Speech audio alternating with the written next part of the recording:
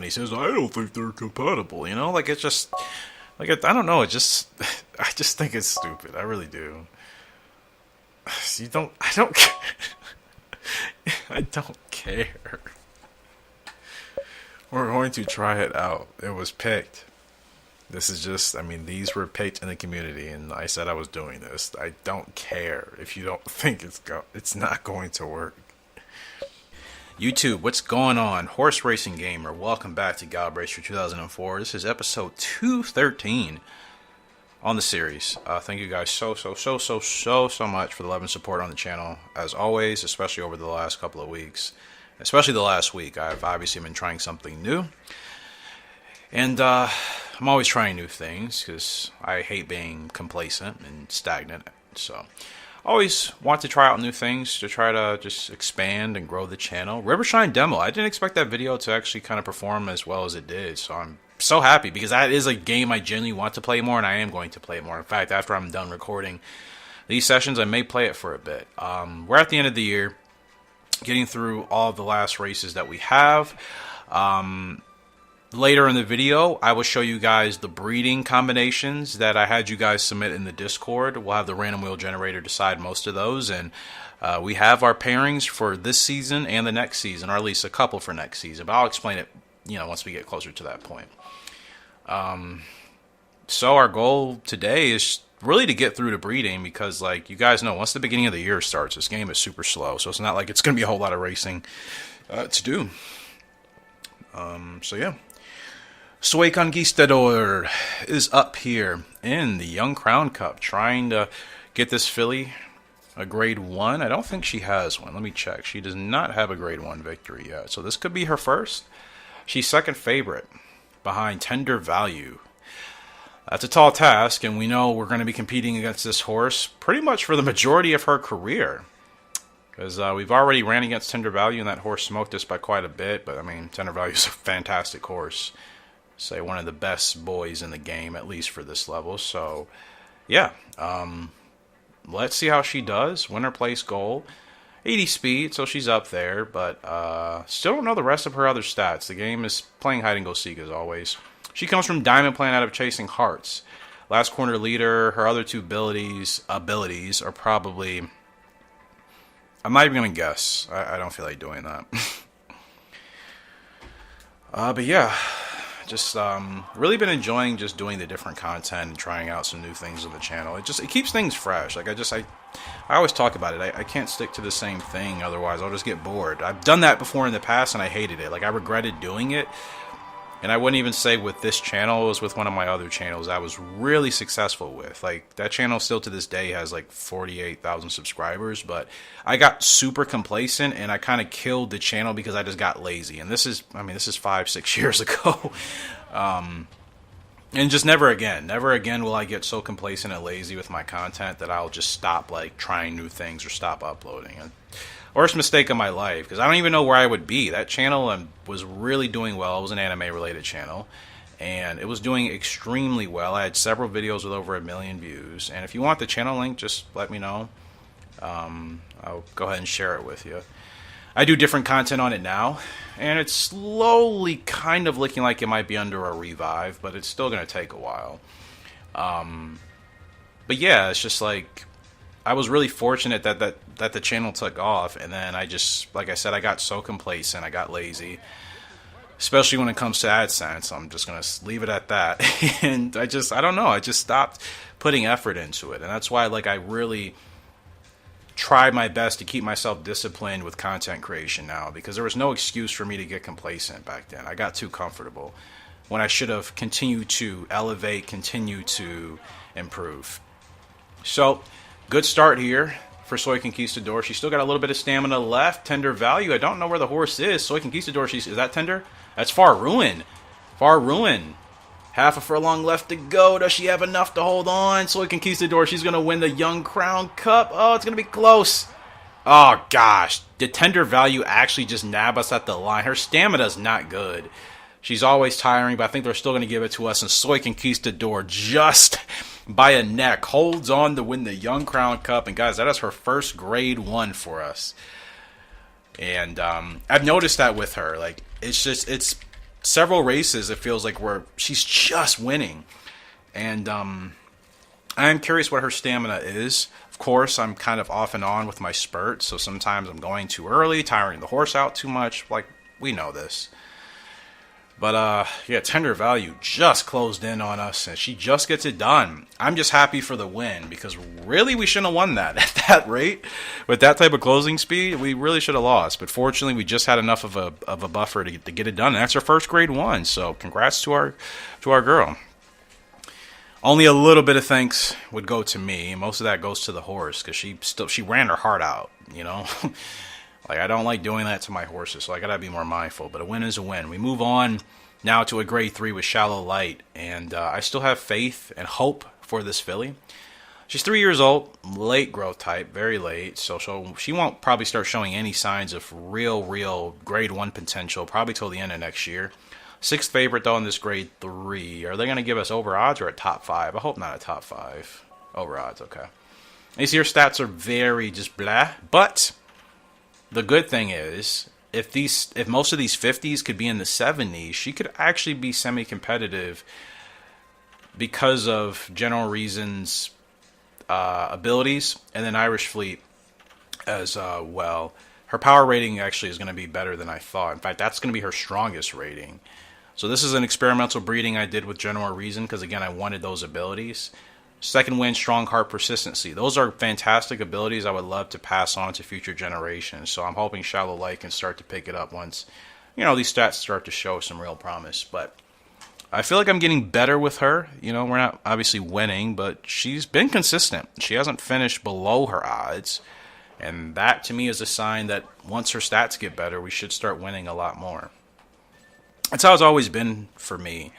You guys notice in 2003, same thing with like Perfect Art, Honeybee, those horses back in the day. Their stats were not good initially, but it took, 2 years of just really working with them. And then eventually, you know, we were winning a number of grade 1s. So that's the thing with these horses. It takes time, man. It takes time. We're not going to be winning right off the bat. Not with everyone. Some horses, sure. You just have it, and you guys just start winning. But some of them, like Shallow Light, they take a while. And I'm all for it. Whether it takes them, you know, however long it takes, I should say. If I know they're going to turn into a multi-time grade 1 winning champion, then I think it's worth the wait. But yeah, I really like this filly. Like, she doesn't give me a hard time, and again, she doesn't have any bad stats. They're just not like good right now, you know? Like, everything is average. 50s, 40s, not separated by more than 10 points in either direction. So, consistency. Again, you breed her with a really strong stud down the line and have him sire her future foals. That could be really good for us, you know? She's running really nice here. Get rid of Love Tap. There's Heart. There's Strong Heart right there, you see? She's got furlong and a half left to go. And look at Shallow Light. She's pulling away in this grade 3. This is exactly what I mean. What is really important to me in Gallop Racer is finding horses I'm just in good rhythm with. It doesn't matter if you know, the horse itself has whatever. Like, I have to be in rhythm with the horse, regardless of their stats. Of course, for breeding, to avoid future headaches and issues, you want a horse with certain stats at a certain number, but first and foremost, you got to be in rhythm with the horse. What good is, you know, a filly or a colt in this game if the player just can't find that rhythm with them? And we're all different. Not like we all play the same. So, big win there for Shallow Light. I mean, she clears that by a length and 3/4. And she was supposed to finish 6th. This is what I mean. If I can do this with the horse now with stats in the 40s and 50s, wait till she hits 70s, man. So excited. And she's a project horse, by the way. She comes from a breeding pair nobody would have agreed to. Would have been criticized for it. So I'm happy that it's working out. Even price. Is this a horse I picked up? I think I did this off screen. 9th favorite in this grade 3. Is this a horse this is a horse I just saw, and I just wanted to run with him just because. I liked Last Corner Leader. I liked Impost.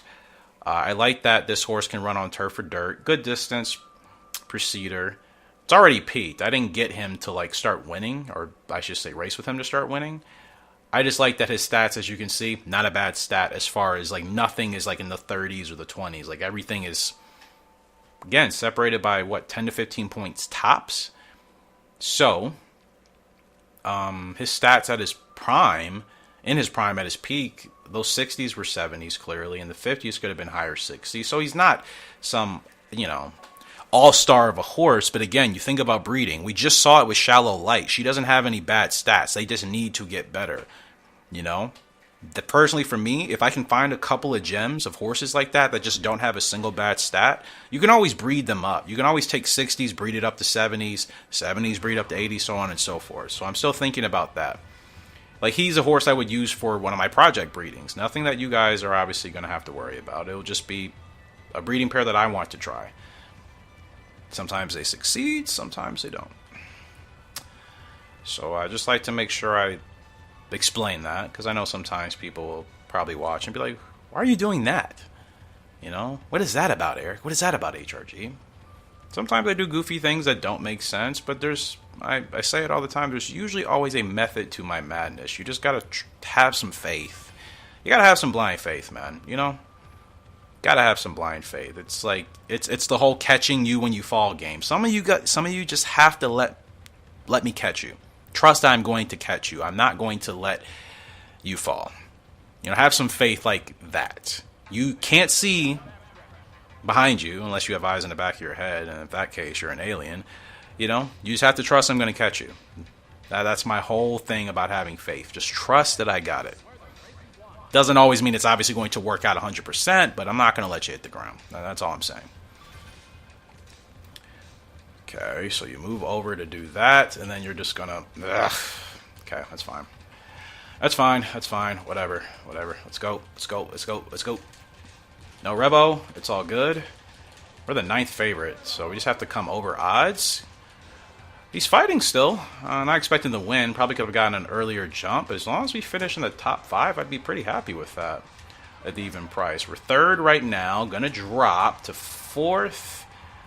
And still gonna hit our goal. 6th, 7th, 6th. Not bad.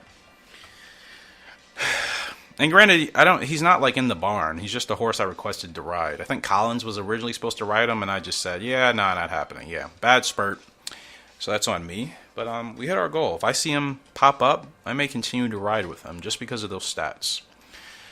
Crazy Hunter up in the Uranus Stakes. Uranus, however you want to say it. 8.5 furlongs on Zidet. And she is the favorite. Heavy favorite. Like $4 favorite, basically.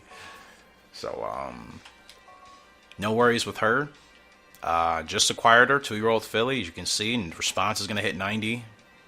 Braking, speed, staying. Stamina's not bad. As long as it's mid-60s, I'm not going to complain about it. Her power's not great, but she's a dirt horse. I don't think she needs that much of it. And she has decent heart as well. No latent abilities. Auto abilities come back. She's a dirt filly, and we need more of those because we don't have them for sure. Dirt exclusive filly, so we can get a really strong dirt line going. But yeah. So, good start to the episode. I mean, we're 3 for 3. Won a grade 1 with Soy Conquistador, a grade 3 with Shallow Light. Finished 6th that last race with even price. Now we're up with Crazy Hunter in a 8.5 furlong race on the dirt, with the record set by her future stablemate, Free Fear. And hopefully it'll be a lot of winning today. I feel focused. I went racing earlier today. That was really fun. I always have to deal with like a-holes at the track that I go to, and not a lot. Like, it's always like everybody's pretty cool, and then there's always that one guy that just like doesn't like to see anybody having fun, and it's just like, why are you here then? Like, I can't understand people like that in the world. Like, if you're not happy, that's fine. Like, stew in your own misery. Don't try to ruin things for other people because you're not happy with yourself or your life or whatever. It's a selfish thing, man. It's a really selfish human thing to do. If you're not happy, then you take it out on others, or you're projecting and wanting to ruin other people's fun. It's like always those people somewhere. And like I said, I was having a great day. I met some new people that were cool, and we had great conversation. And this one guy, he just, Maybe he was having a bad day. Still not an excuse, but like he was just being just rude, and it's like, you don't have to be rude to people. You can talk. Like a communication and approach is so undervalued today.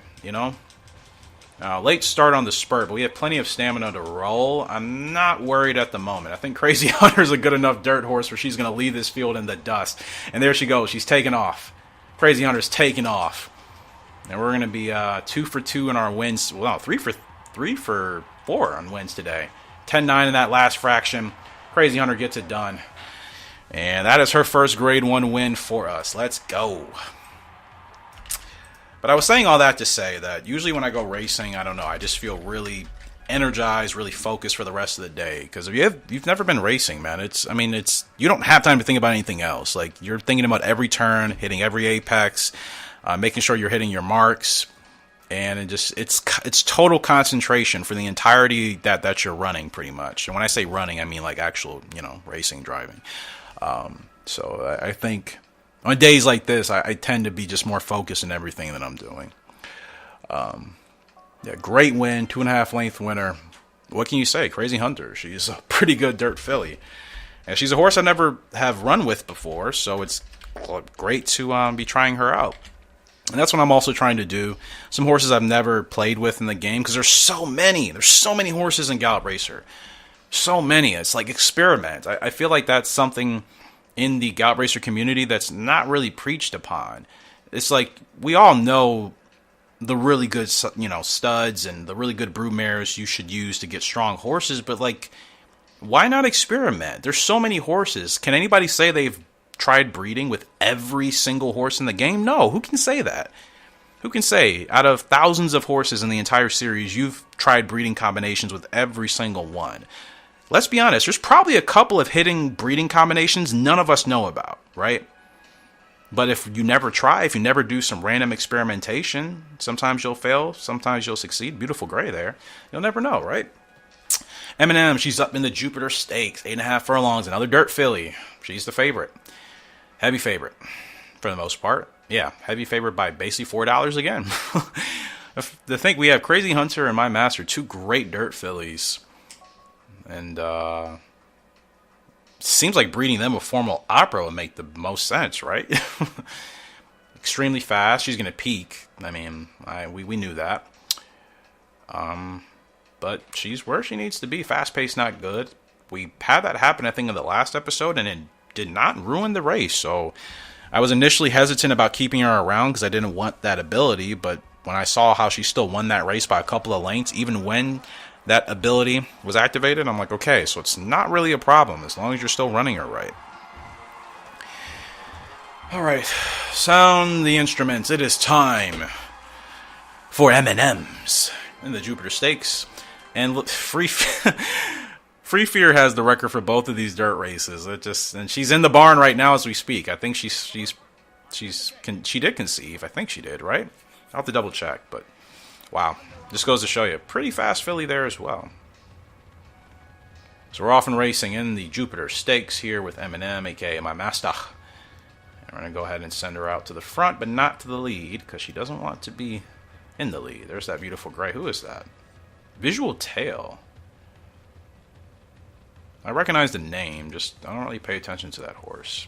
So many horses in this game. So many, man. It's just like, I think I might be at that point just through this playthrough where, like, I still want to keep all of our breeding in-house, as I've been saying for a while, but I don't mind trying out new horses every blue moon, because I'm like, there's so many. We could find a horse that works really well for us down the line. I could find a horse I really enjoy playing with. It's like, why would I deprive myself of that, you know? I guess now that I'm here, I'm like, yeah, doesn't make sense to never use in-game horses, which I never said I wasn't going to do. I was just like, my preference is to use our originals. Now, Visual Tail, you got to get out the way, yeah. One of you got to move. No Revo, but it's fine. We had a little bit of blockage, and M&M is going to roll. She's 90 speed horse. She's going to take off, and she's gone. M&M is gone. Nobody's catching her. $4 favorite. This is easy money for her. 10-9 fraction again. M&M smokes this field in the Jupiter Stakes, and the dirt fillies are rolling for us. It's another win. And that's her second Grade 1 win at the same distance, 8.5 furlongs. So she's almost 33% the way there to a dirt champ title as Eminem. And she's got to get it quickly because she's going to fall off as far as her stats are concerned next year. She wins the Jupiter Stakes. Is another great, easy win. We're 4 for 5 today, my friends. 4 for 5. It's going to be a good episode. Yes, sir. Yes, sir. It's punching the air, by the way. Kind of doing the, it's like the Bruce Lee, like, combination there. We just, that's what I just did. Okay, moving on. We're up in the China Mile. GWS Sprint territory. I forgot what the standings are. I know it's still, I think, close. The turf is wrapped up with Solo Rider. Joker's card is still trying to hold on to the Sprint, I believe. I think. I could be wrong. I haven't played in over a week, so I don't remember exactly what the stats are. Joker's card, second favorite behind Naked Sirius. Okay, fair play. Shuggy Oogie, third favorite. Got to watch out for him as well. And that's about it. I don't think there's anybody else we have to worry about. Great Arrow, like who? No. All right. So, Joker's card. He's looking good today, looking alert. And he's at his peak, or getting closer to there. I mean, I think he's pretty much at his peak. He comes from Diamond Plan, out of Chasing Hearts, Last Corner Leader, Stretch Burst, and Grit are his abilities. Oh, I keep forgetting. Him and Soy Conquistador are 100% siblings. So that's probably what her other abilities are. Remember in the episode, I was trying to remember what her abilities were. It's probably Stretch Burst and Grit, because those are the two question marks. So I'm wondering. Yeah, now I'm thinking about it, their stats are kind of similar. I'm surprised to some extent. I guess this is more or less where the horses should be from Diamond Plan and Chasing Hearts, but I thought some of the stats would be a little bit higher, but I'm not bothered by it. I think we'll be fine. I mean, he's still winning. He's doing well for the time being. That's what's important. Mr. Joker, you have a chance to become a GWS sprinting champion today. Got to get it done. Got to get the dub. Not settling for second. Got to get the dub. Let's see if we can make it happen. Let's see if we can make it happen, dude. I love this song. Whoa, whoa. It was a funny comment on my Rivershine video I wanted to address. Somebody said, I shouldn't go into voice acting. And I wasn't mad or upset about it at all, of course. I actually thought it was funny. Because the thing is, like, I actually get more comments saying my voice acting isn't terrible. And then I also get comments like that to say, oh, you're horrendous, never again. It's just always entertaining. Because I'm just being funny at the end of the day. I don't ever really intend to go into voice acting. So, like, I just do it just to try to add immersion to the videos. I just think it's boring if you have several different characters in, like, a game to just use the same voice for everybody. It's like, come on. But content creators know this. If you're a content creator, you understand how important immersion is. Only people that don't know anything about content creation or haven't really tried it or understand how it works would say things. But yeah, I can't wait to play that game again. Here we go with Joker, Last Corner Leader. Gonna hold off on the whip. Now we're gonna give him a left tap right now. Stay strong, Joker. Stay strong, brother. Stay strong, man. Ah, they're closing. They're closing. They're closing. Stay strong, Joker. I don't know. It's gonna be close. Who is that? Stay strong, and we're going to finish second. Third, overwhipped. Man. Part of me wonders if I should have held him. Second, hit our goal, but bad spurt, and I didn't want him to be out in front, but like I was trying to slow him down. You guys can kind of see nobody wanted to go for the lead. That was a result of me. I should have been a little bit more proactive in trying to get him to slow down. But man, that stinks. That could be. I mean, I'm not restarting. So, gosh, I hope that doesn't mess up the GWS sprint for him. But that was a race I should have won. Anyways, Galaxy Star. She's up in the China Vase, 12 furlongs. I think she's going for a long champ. Does she? I don't even remember. Does she have long champ at this point? No, she doesn't. So maybe this is a title we're still trying to get her. I think it is.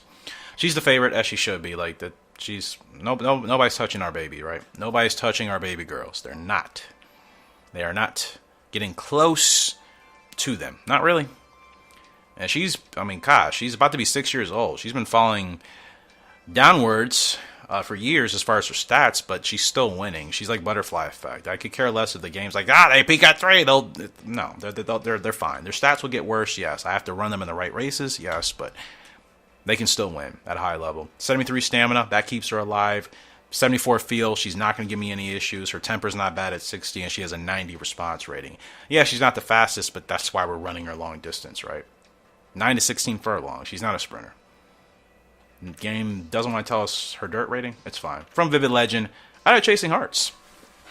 She turned out better than I expected. It's not to say Vivid Legend is a bad sire. It's just like, I feel like sometimes it's hit or miss with him. You know? All right, let's go, baby. Still been a good day. Good episode. We've hit all of our goals, right? We haven't had a race where we haven't hit our goals. So, technically, we're 6 for 6 or 7 for 7, wherever we are at this point. Galaxy Star, you wonderful girl. Let's get it going here in the China Vase. 12 furlongs. Let's run them away. Let's run them away from us so we can win. Respectively. Great start, as always. And we'll see who goes for the lead, if anybody does. I'm disappointed in myself with that race with Joker. Third, we hit our goal, but it's like, that's a race I really thought we needed to win. We could have won it. Still was probably going to be hard, but the fact that we only lost it by, like a length and a quarter at the end, and that to me just tells me I definitely could have done something better and different to have had a better outcome, but I dropped the ball on that one. I don't know if he's going to win the sprint, so we'll just have to wait and see. Okay. So we're settled in. Hope you all are obviously doing well. However your weeks, your days are going. Yeah.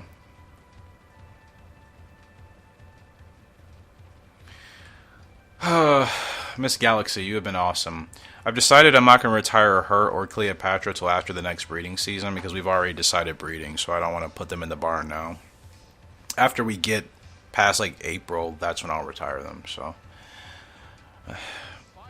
and all that means is I maybe put them in like one generic race like next year, and I could still probably have them wait till after breeding season. They may be a little bit anxious and angry about that, but like they've already achieved enough. There's nothing left to prove with these two, you know. So we're just trying to stack wins and get whatever titles we can before I retire them for good. Okay. Gotta go now. She's got the stamina. Let's go. We got a lot of catching up to do. There's Grit. Come on, Galaxy. Dig in, my girl. Dig in. There she goes. There she goes. This is what I mean, bro. Look at her. She's 5 years old. 2 years past her prime. She can do it. She can do it all, man. Galaxy Star is such a fantastic horse. Absolutely love you, my girl. Absolutely love you. Let's go. It's another win at 12 furlongs. Easy peasy lemon squeezy. Quack, quack. There she goes. There she goes. Galaxy Star, another grade 1 win. She'll be approaching 20. Probably would still be nice to... 7th winner. After being back. Far back. Almost a perfect race. Like, what else can we say? That's just what she does, man. That's what Galaxy Star does. Love that girl. Such a great horse, man. From Vivid Legend out of Chasing Hearts. Don't forget it. So, yeah, let's see. Soy Conquistador won the Young Crown Cup. Shallow Light won the Grade 3 General. Even Price finished 6th in the Ontario Grade 3. Crazy Hunter won the Uranus Stakes Grade 1. My Master won the Jupiter Stakes Grade 1. Joker's Card finished 3rd in the China Mile. Ugh. And Galaxy Star won the China Vase. We hit our goals. And that's what I meant. You see, we got how many points for that? Like 4? From 24? A win would have secured the championship. So annoying, bro. So annoying. But that's on me. I have nobody to blame. Solo Rider was clear, and then nothing for the dirt. That stinks. Gosh, that stinks. So close. Solo Rider, though, he had the turf wrapped up a while ago. Nobody was catching him. GWS Turf Champion there for Solo Rider. What a horse. Oh, I'm so bummed about Joker. I dropped the ball. I hate feeling like I let my horse down, man. That one is going to eat at me for a while. Let's go ahead and get a quick save. Gosh, he was so competitive. He fought his heart out. That was just a race I needed to win. And I didn't get the job done. Damn. Like, I don't think trying to win the sprint with him is going to be any easier next year. His stats are going to probably start to fall. Maybe. Maybe not. I don't know. Just feel like that was the window. That's the only thing I hate about these horses that peak pretty early. I mean, Joker's card is 3, and it's just like if you don't win in that 3-year-old window, if that's when they're at their best, to me it's pretty difficult. Like, I could try running him in it again, but I feel like his stats are going to start to drop as a 4-year-old. Diamond Plan and Chasing Hearts, yeah, he's definitely peaking early. So we could try him out again next year, but then that means we have to hope there's not any introduction of any new fast horses. And if there are, it's going to be very difficult. So, like, the turf, I think, is just going to be too far out of his range. He's got 4 Grade 1 wins, and he's finished 13. He's ran 14 times. Let me get myself together. 14 races total, and he's finished in the top 3 13 of 14 times. I mean, he's consistent. I think as a sire, I don't know. Like, I don't like the temper rating at 47. The heart rating is whatever. The braking, I'm not like, okay, 94 or whatever. Like, his stats are kind of whatever, to be honest. So it's like, I don't even know if I want to use him for breeding. Seems like he's a horse that, again, it's just like, don't get that title. It just kind of puts you in a weird spot. Man, Joker, I'm sorry, buddy. That was our championship to win, and I let you down, man. I let you down. Just put him in a grade in post. Seriously? Yeah, I guess that makes sense. What do I mean? Run him 9 furlongs. It stinks, man. It really stinks. I'm gonna go ahead and register him. I don't know what to do with him next year. Maybe try him again in the sprint. I feel like it's going to be harder because I think his stats are going to start to fall off. So we're going to have horses like that until we really start getting all of like the super strong, like super horses for the Dream Cup. We're going to have a couple from breeding that we'll be able to win Grade 1s with, but it's like, are they worth retiring for breeding? You know, those decisions are going to have to be taken seriously.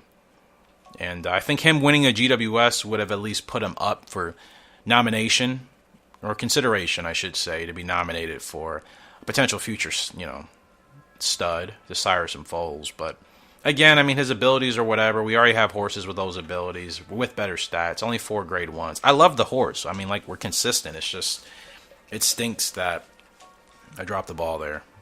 So Galaxy Star, you've done fantastic.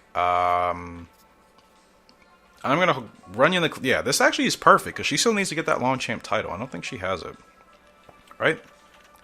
Yeah, no Longchamp title, so we can actually continue to race you as long as you continue to win. Who else? Shallow Light. She's B rank, so she's slowly improving. And look, she's still years off. She's still at least 2 years off of being at her best. This is why I'm so excited about her potential long term. That was her first win in that Grade 3.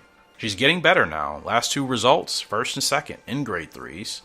So I'll continue to run her in the Grade 3s. 9 to 14 furlongs. Let's see how she looks. And 17. Yeah, you're smoking you know what. We're not doing that, bro. I will save her.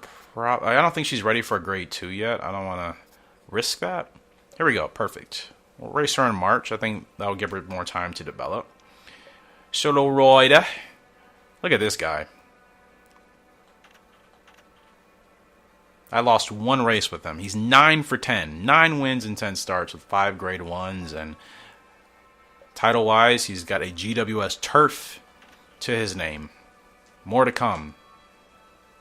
Like, I think we can continue racing him a couple years past his prime as well. Soy Conquistador. Congratulations on your first Grade 1 victory from Diamond Plan out of Chasing Heart. She's 3 for 4 as far as wins and starts. So she's looking good. 70 stam. Wow, I definitely blew that race then. Remember I was talking about it earlier. I'm like, I wonder if her stamina's bad. Nope, not bad. Just me being bad. It happens. What happens? It's a video game, you know. It's just all about having fun at the end of the day. All right, Eminem, what we got going on with you? She's got 3 grade 1. Wow, 3 for 3. Yeah, she's killing it on the dirt, man. Like, keep it up, my girl. Keep it up. Definitely want to name one of her first foals, whether it's a filly or a colt, doesn't matter. Eminem. It has to happen. Anybody that objects, you clearly don't want us to have fun, do you? If you don't want any of her future offspring to have the name Eminem, you just don't like fun, or you don't want us to have fun, or both. Or both. GWS for sure. She'll be on the decline, but who cares? We're running the LA Oaks. And then we'll see what she's looking like after that. Major River. I did. As much crap as I've talked about her in 2003, I wonder what she's like in 04. I feel like she'll be much better in this game. They probably buffed her after realizing she wasn't that great in 03. I don't think she was. I mean, I never lost to her in that game. Still haven't lost to her. Even though the game every time says she's the favorite. I'm like, she's not, but that's okay. I'm used to being disrespected. It's alright. I'm a tough kid. Just let it roll off. Because I always eventually prove the naysayers wrong. Just a matter of how long it takes. Sometimes it happens quickly, sometimes it takes a while. But that's the thing, I have patience. I have patience. You know? Winning battles, yeah, that's cool, but it's all about really winning the war. When I say the war, I mean the Gallop Racer hating me war. You know, like they just... It's like sometimes they just don't want me to succeed. They don't want to give our horses proper respect. They say horses like Major River and other goofballs in the game are better than Cleopatra and Galaxy Star and Solo Rider. And I'm like, you know what? That is an insult because these horses are not better than the ones I just mentioned. I don't care what the stats say. Look at their track record. Look at their performance. That's what matters. All right? Miss Vaporwave, she's up in the open. 7 furlongs. She's the favorite. Second favorite is Flying Cupid, who's a $3 favorite off of us. So... Miss Vaporwave, she is from Moonbee out of Autumn. No latent abilities, 2 auto abilities I don't know about. Her stam is whatever. Her feel is not great. Her response is meh. Don't know anything else about her. Glad I know her leg type. She's probably 7 to 10, 7 to 11 furlongs tops. Maybe even 7 to 9. She could be a sprinter. Especially because of Moonbee. Autumn had a little bit of endurance on her, so... But she looks ready to go. She's on her toes. Let's roll. Let's rock and roll. Yeah, let's rock and roll. Lost Saint with the record here. It's a horse I don't think I've really played with in this game. I have a lot in Gallop Racer 3, like off screen, but that's about it. Good start, though, for Miss Vaporwave. We're off and running. Now, I mean, I have to assume in most horses that at least have an initial distance of 7 furlongs says that they're probably a good miler. That's probably what she'll be. And I'm fine with that. Moonbee was a solid, strong miler. I mean, that's how he got himself. I mean, dude got himself into the Hall of Fame, bro.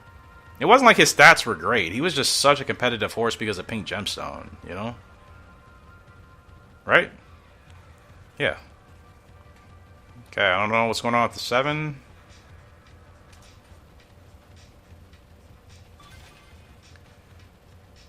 Okay. Good positioning here.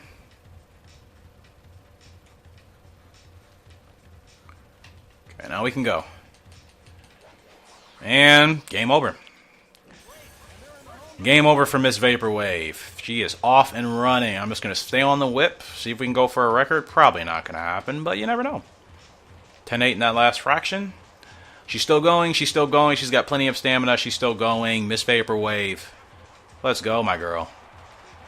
11-7 that last fraction. Pretty slow, but who cares? She smokes the field by what looks like almost 10 lanes. I'm going to guess between 8 and 11. I'm going to say 8 or 9. Let's see if I'm right. 8 or 9 length winner? Or is it double digits? 9. That's what I thought. Didn't even come close to the record. Not really. It's fine. Perfect race. And it's, I don't think that's her first win. I don't think so. Miss Vaporwave, looking pretty good. Good stuff. Vivid Eyes. 2-year-old filly. She's the favorite in this open, 9 furlongs. Not worried about a single horse in this field. And she originates from Vivid Legend out of Moon Trapper. She has Stretch Burst, Latent Ability. Another Latent Ability with question mark. Southpaw Dominator. 72 breaking, 66 stamina, 67 heart, bad temper. She'll be peaking next year. 9 furlongs minimum distance. So she'll have some endurance on her, obviously, as you can see. I'm hoping she's good, man. I think she's been well so far.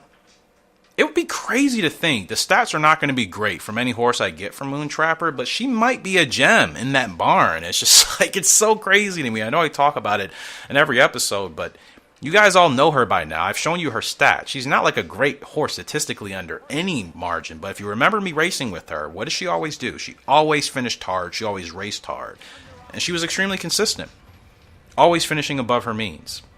And again, I think, at least from my playthrough, you know, based off of my success in the game, a horse's consistency matters. Your stats are important, but what good are the stats if you can't be consistent? And that's just, you know, on a per player basis, obviously. And granted, maybe some people are better with horses with higher stats. I mean, I appreciate that, you know, everybody has their way of achieving success in the game. Like, it always makes me happy to know there are different ways to achieve the same type of results, you know? Like, I love any video game like that, and I've talked about it. So, for me, it just, having these horses that are consistent through their career, it always seems to work pretty well. And Moon Trapper could be a gem. She's not going to give us horses with the best stats, but in terms of their consistency and their win rate, I think she might be really underrated. So I'm going to keep using her until we get a horse from her that's just bad, to be honest with you, because it hasn't happened yet. You know? And I don't know if it's going to happen. I really don't. I turned her into a grade 2 queen. She was awesome. Off the corner with Vivid Eyes. And she's still got plenty left in the tank. 7 and 13 kind of still hanging around. 7 is closing for a long left to go. Hang on, Vivid Eyes. Keep going, keep going. I think we're just going to get it done. And actually, she held on pretty nicely there. I was a little bit worried she was going to tire out, but no, she had just enough. She gets it done. I cut it a little bit close. I don't know if I needed to start earlier or later, but yeah, she's looking. This is what I'm saying, people. You got to listen to me. I'm not saying I know everything about Gallop Racer. I don't. I never probably will, to be honest. But when it comes to at least my horses and when I'm figuring out what works with certain ones, Moon Trapper, I think, is a gem. Moon Trapper is a gem. I'm telling you, her horses are doing well. I'm doing well with her horses. Like, that's not just a coincidence. There's a reason for that. So let's go. Just so happy about that. Because I loved her. You guys remember, I loved Moon Trapper. I was so disappointed that she wasn't good enough to be a grade 1 horse. That's why I decided to do that grade 2 challenge. And now that I know that it works, it's like I will never have to have that type of doubt about a horse again. If they can't win grade 1s, turn them into a grade 2 horse if I still enjoy running with them, right? Because we didn't get a lot of really strong horses from Desert Diver and like Ant B. Like, there's only a couple throughout the generations that turned out to be strong. And Moon Trapper, despite her stats not being good, I think her overall achievements is just for her consistency really went above and beyond. Anyway, September Sky, she's up into grade 2. 8 furlongs here in the Montreal Stakes. Dear Sun is here, like that horse. Sedate Chief also here, but September Sky is the favorite. Not a sure win, though. Those are 2 good horses I just mentioned. But look at her stats coming in. 83 speed, so she's not slow by any means. 92 braking, 92 response. She's extremely quick to know what we want to do. 68 stamina, could hit 70. She's still growing. She's 3 years old. She has stretch burst and second win from Diamond Plan out of Oz and Autumn. So definitely think she'll be a brood mare for us in the near future. And yeah, she's been pretty fun so far. So let's keep rocking and rolling. Hopefully you guys are enjoying today's episode. I'm having a lot of fun here. And, yeah, just, as always, thank you so much for the support. My goal is just to make sure that you guys have content that you enjoy, because I'm playing a game that I love and just, like having fun with, and I'm glad that you guys can be a part of that, you know? And just knowing that we all love horses, that always is special. Because I think there are people in the world that just don't even view horses as like amazing creatures. That bothers me so much because like they're such magical creatures. They really are. When you think about the anatomy and the physiology of just horses in general, dude, horses are like really out of like fairy tale type of stuff. You know what I mean?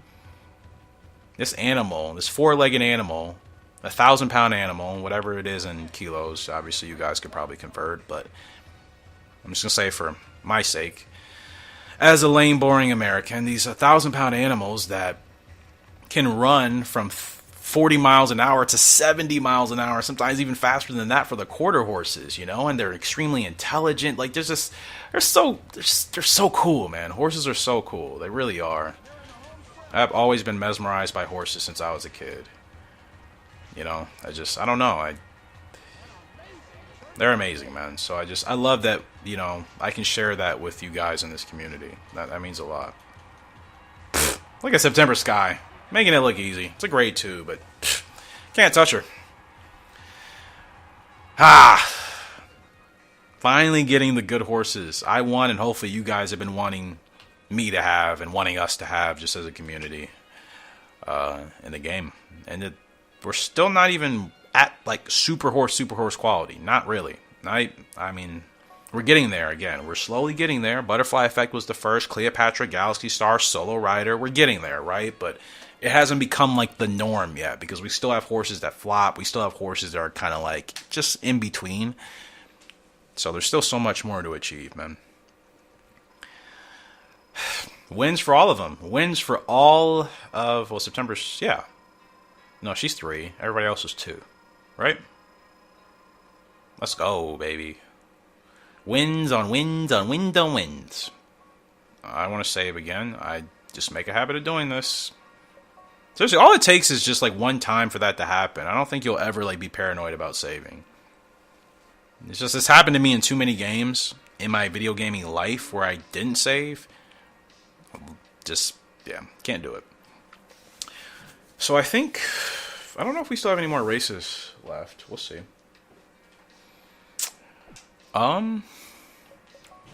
So, yeah, September Sky's 3. She's still only S ranked, that's fine. But let's see, she is, wow, raced her 14 times already. It doesn't even feel like that. She's about to be 4 years old. She's got 4 grade 1s. She's finished in the top 12 out of her 14 starts. Consistency is the key. If I can't be consistent with my horses, what good is anything else I do with them? You know, I got to develop that consistency first, so.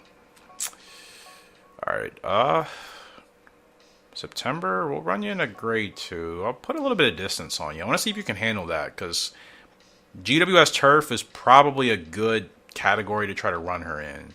It's going to be tough. Her 46 heart is not great, so in close races she might struggle, but we'll see.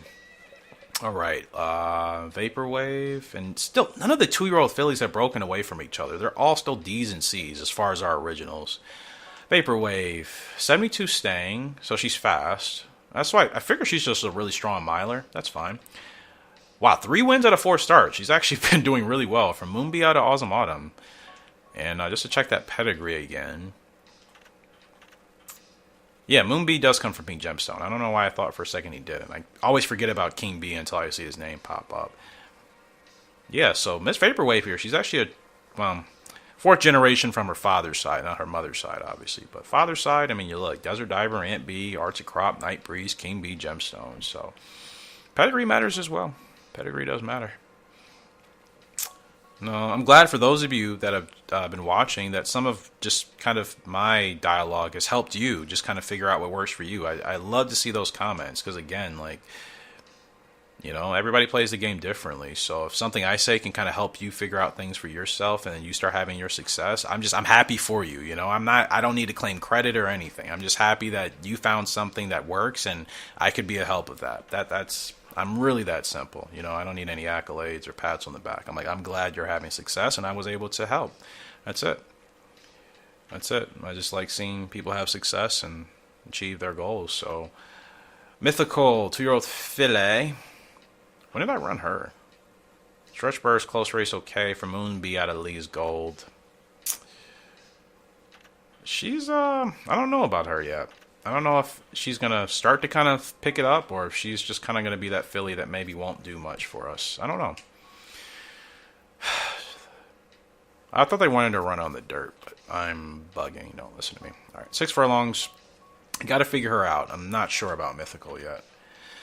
So the Conquistador, I think you're already set. Vivid Eyes from Vivid Legend out of Moontrapper. This girl is, well, 3 wins and 6 starts, but she hasn't finished outside of the top 3.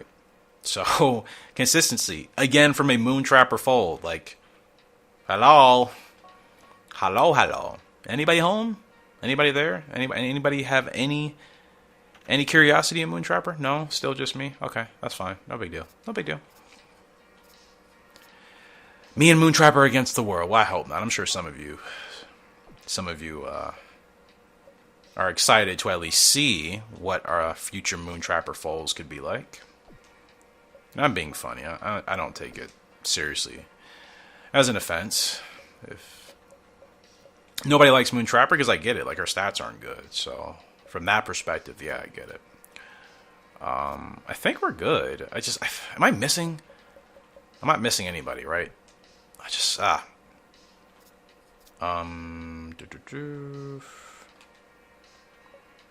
I think we're good.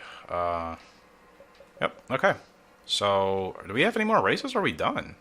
Okay, just Major Ripper. Have I raced with her yet? I did, and we finished 14th, but that was a race I could toss her in anyway, so. Alright, this will probably be her first real test. And granted, there's no guarantee I'm even going to have her by the time she hits her peak. I could lose her between. Now, ooh, Indian Lock. Right at his peak. Yeah, sorry, Thompson. I'm definitely taking this one away from you. And to be honest, to quote one of my favorite artists, I don't feel bad. I feel bad, but I don't. I feel bad, but I don't. I like Thompson. She's always been really nice to me. She's been the nicest to me out of, like, all the characters in this game. Easily. Like, she's never been like, oh, you suck. You know, Callie or HRG or whatever. She's always been nice. Wild Vegas is here? Gosh, well. Wild Vegas. Would have been nice to have you as well. Man. Man, oh man, oh man. But I've already... Too late. I do want to try Indian Lark. I do. Look at that. Great power, good... all the stats I like. Alright, so we'll run that race. Tokyo Derby. Anybody here? Sexy Cowboy. No. Not feeling you. Social Mood. Happy Time. Whip for Stable Court. Your Stamina. Nope. Alright, let's just move on. Okay. It's almost been an hour. Still haven't even gotten through the end of the year yet. I forgot we had that many races to do. I don't know. You know, I'll just keep this rolling. I was only going to keep it like an hour, but I don't think it makes sense to do that. Major River 14th favorite, which, I mean, I should say she's expected to finish 14th. I don't even remember how she ran in that first race I did with her. I don't even think it counts because it was on the dirt, and it was a grade 1. So this is like my first real test to see what she can do on the turf because this is where she'll be racing. So hydrate, kids. Hydrate, hydrate, hydrate. Drink your H2O. Drink your water. Drink your water. Drink your water. Stay hydrated, seriously. And I have to remind myself of that because I'm not always good with it. I have certain days I'm right on top of it, and other days it's like it's as if I don't care about my body. And that's a shame because I do care, but it's just like, you know, you just have those days maybe where just water doesn't sound good. Sometimes. You're just like, I don't really want water today. I'll still drink it, but like I don't drink enough of it. I'm like, I want something that actually has flavor to it. Like, does water have flavor? It doesn't, right? Water's, I don't know, does it? To me, that's always a question that's extremely subjective. Because some people will be like, it does have a flavor. And some people are like, no, it doesn't. You know? Like, water does have water can have a smell depending on the source. But does it have a flavor? Like, when you drink water, you're like, this tastes like, you know, whatever. I don't know. Like, some days I feel like it has a flavor. And other days it's just like, I don't even know how to describe this flavor. What is it? Just bland? And that's not even a flavor. But you get what I mean. Like, I'm just curious. Feel free to let me know in the comment section below if you want to answer. If not, no big deal. Just make sure you hydrate, seriously. It really does keep you healthy for a long time and helps with a lot of other things. Okay. I mean, there's no pressure with Major River. I can do as badly as I want to with her and not worry.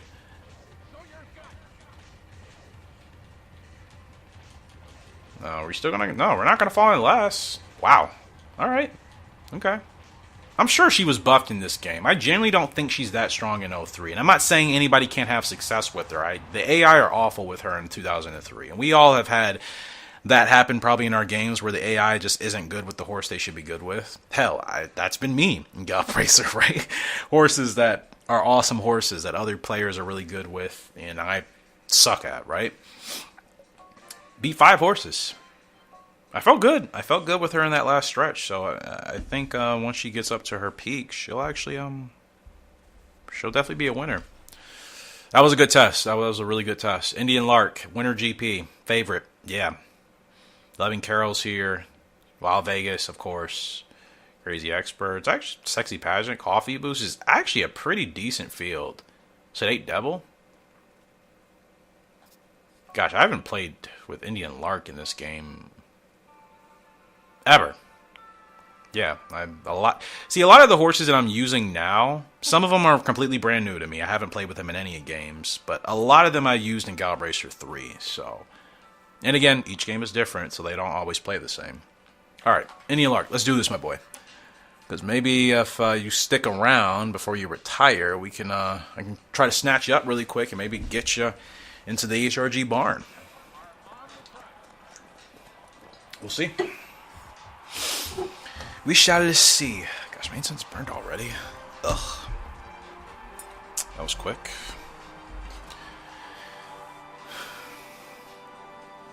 Tigers are Stone with the record here still from last year. Let's go. Let's go. It's like that Hertz commercial. If you even know what I'm talking about. I don't even know if they play Hertz commercials outside of like the States. If you don't know what Hertz is, it's a rental car agency. So, anyways, I can only imagine what some of you are probably thinking when you watch my videos. You're like, what is this guy talking about? And it's like, sometimes I'm just talking, you know? It's like I'm playing a video game, and these videos are an hour long. If I just sit here in silence, like, it's going to be really boring, I would imagine, right? I try to keep things entertaining. Even if what I'm saying doesn't always make sense, it's just, I'm just being me at the end of the day. But enough of you have been watching for a while, so obviously you know that, and you're still here, which means it doesn't bother you, or you got used to it and it doesn't bother you anymore if it did. But I'm just being my authentic self, so if you're still enjoying it, that means you've accepted me for me, and that means a lot. Because, oh, the world does not accept me for me. It's the opposite. For various reasons I'm not going to get into, but, you know, I don't judge people. I really don't. Because I don't want to be judged. So I treat everybody fairly until, you know, I guess, I feel like I've been given a reason not to. And that goes for anybody. Like, if I've done things, and I have, you know, I could understand why somebody would look at me differently. Like, I've had that happen with, like, friends years ago. People I used to be friends with. Didn't always make the best decisions. I wouldn't go back, though. I mean, I'm still happier where I am now. But it's just like, I would think everybody has certain situations in their life where you just wish you would have handled things differently. You know, that's it. There were situations with people I did really like, you know, and I just didn't handle the situations like I wanted to. And I just kind of wish now with my experience and my knowledge, I could go back and just kind of approach it differently. But that's life. That's what you're supposed to do. You're supposed to learn from those days, those experiences. Now, I got really started with Indian Lark because I'm rambling about me just being me. And too late. So not a good showing, but that's my fault. Definitely could have won this race. Should have won this race, but I wasn't paying attention. So thank goodness he's not a horse I actually have in the barn, but it doesn't mean that's the last time I'll have to run with him. Blew the race. There's nothing else to say. I just wasn't paying attention. And, yeah. Just one of those I just zoned out. But I would say, I'm saying this to, like, the younger those of you that are younger that maybe haven't gone through a lot of those situations yet, just be mindful about how you handle things. There are certain things you're proud of how you handled it, and there are certain things you wish you could change, you know? That's life as part of just being human. Nobody's perfect. We're all going to do things that we would want to have back or regret. But the main thing is to learn from it as you get older, you know, so you don't continue to make those mistakes. It's just my bit of advice, at least. So let's look at these classifications. 2-year-olds. Anybody up here? Anybody up here? My master, she is up there, 122. Soy Conquistador, 119. Okay. 3-year-old solo rider. He's 135 for the long, as you can see at the top. Joker's card, 132 for the mile. That's good. 3-year-old dirt. Joker's card, 125. Forgot I ran him on both turf and dirt. 4-year-old. Anybody? For the turf? Why is... Cleopatra's 126. Valley King's 126. Both for the mid. And Galaxy Star's 1... Okay. I know why. It's just like... Ugh. Some of the... Well, whatever. Burning Wind, 131 for the mid long. Man. End of the year. Solo Rider Horse of the Year. Makes sense. I lost one race with him, and it still burns me up, but only one race. And Jaden's Champion got Best Sprinter and Miler. Wasn't even expecting that. Quite a year for us. So, Solo Rider Horse of the Year. Second title. No surprise. He was absolutely on fire. Jaden's Champion was the Best Sprinter. Wasn't expecting that at all. So, congrats to him. Galaxy Star got the Best 3-year-old filly. Or Best Older Filly, excuse me. Best Older Filly for Galaxy Star, no surprise. Solo Rider, Best 3-year-old Colt, again, no surprise. That Parrots Cup, if you win that, it just seems like the game automatically is going to give you one of these awards, right?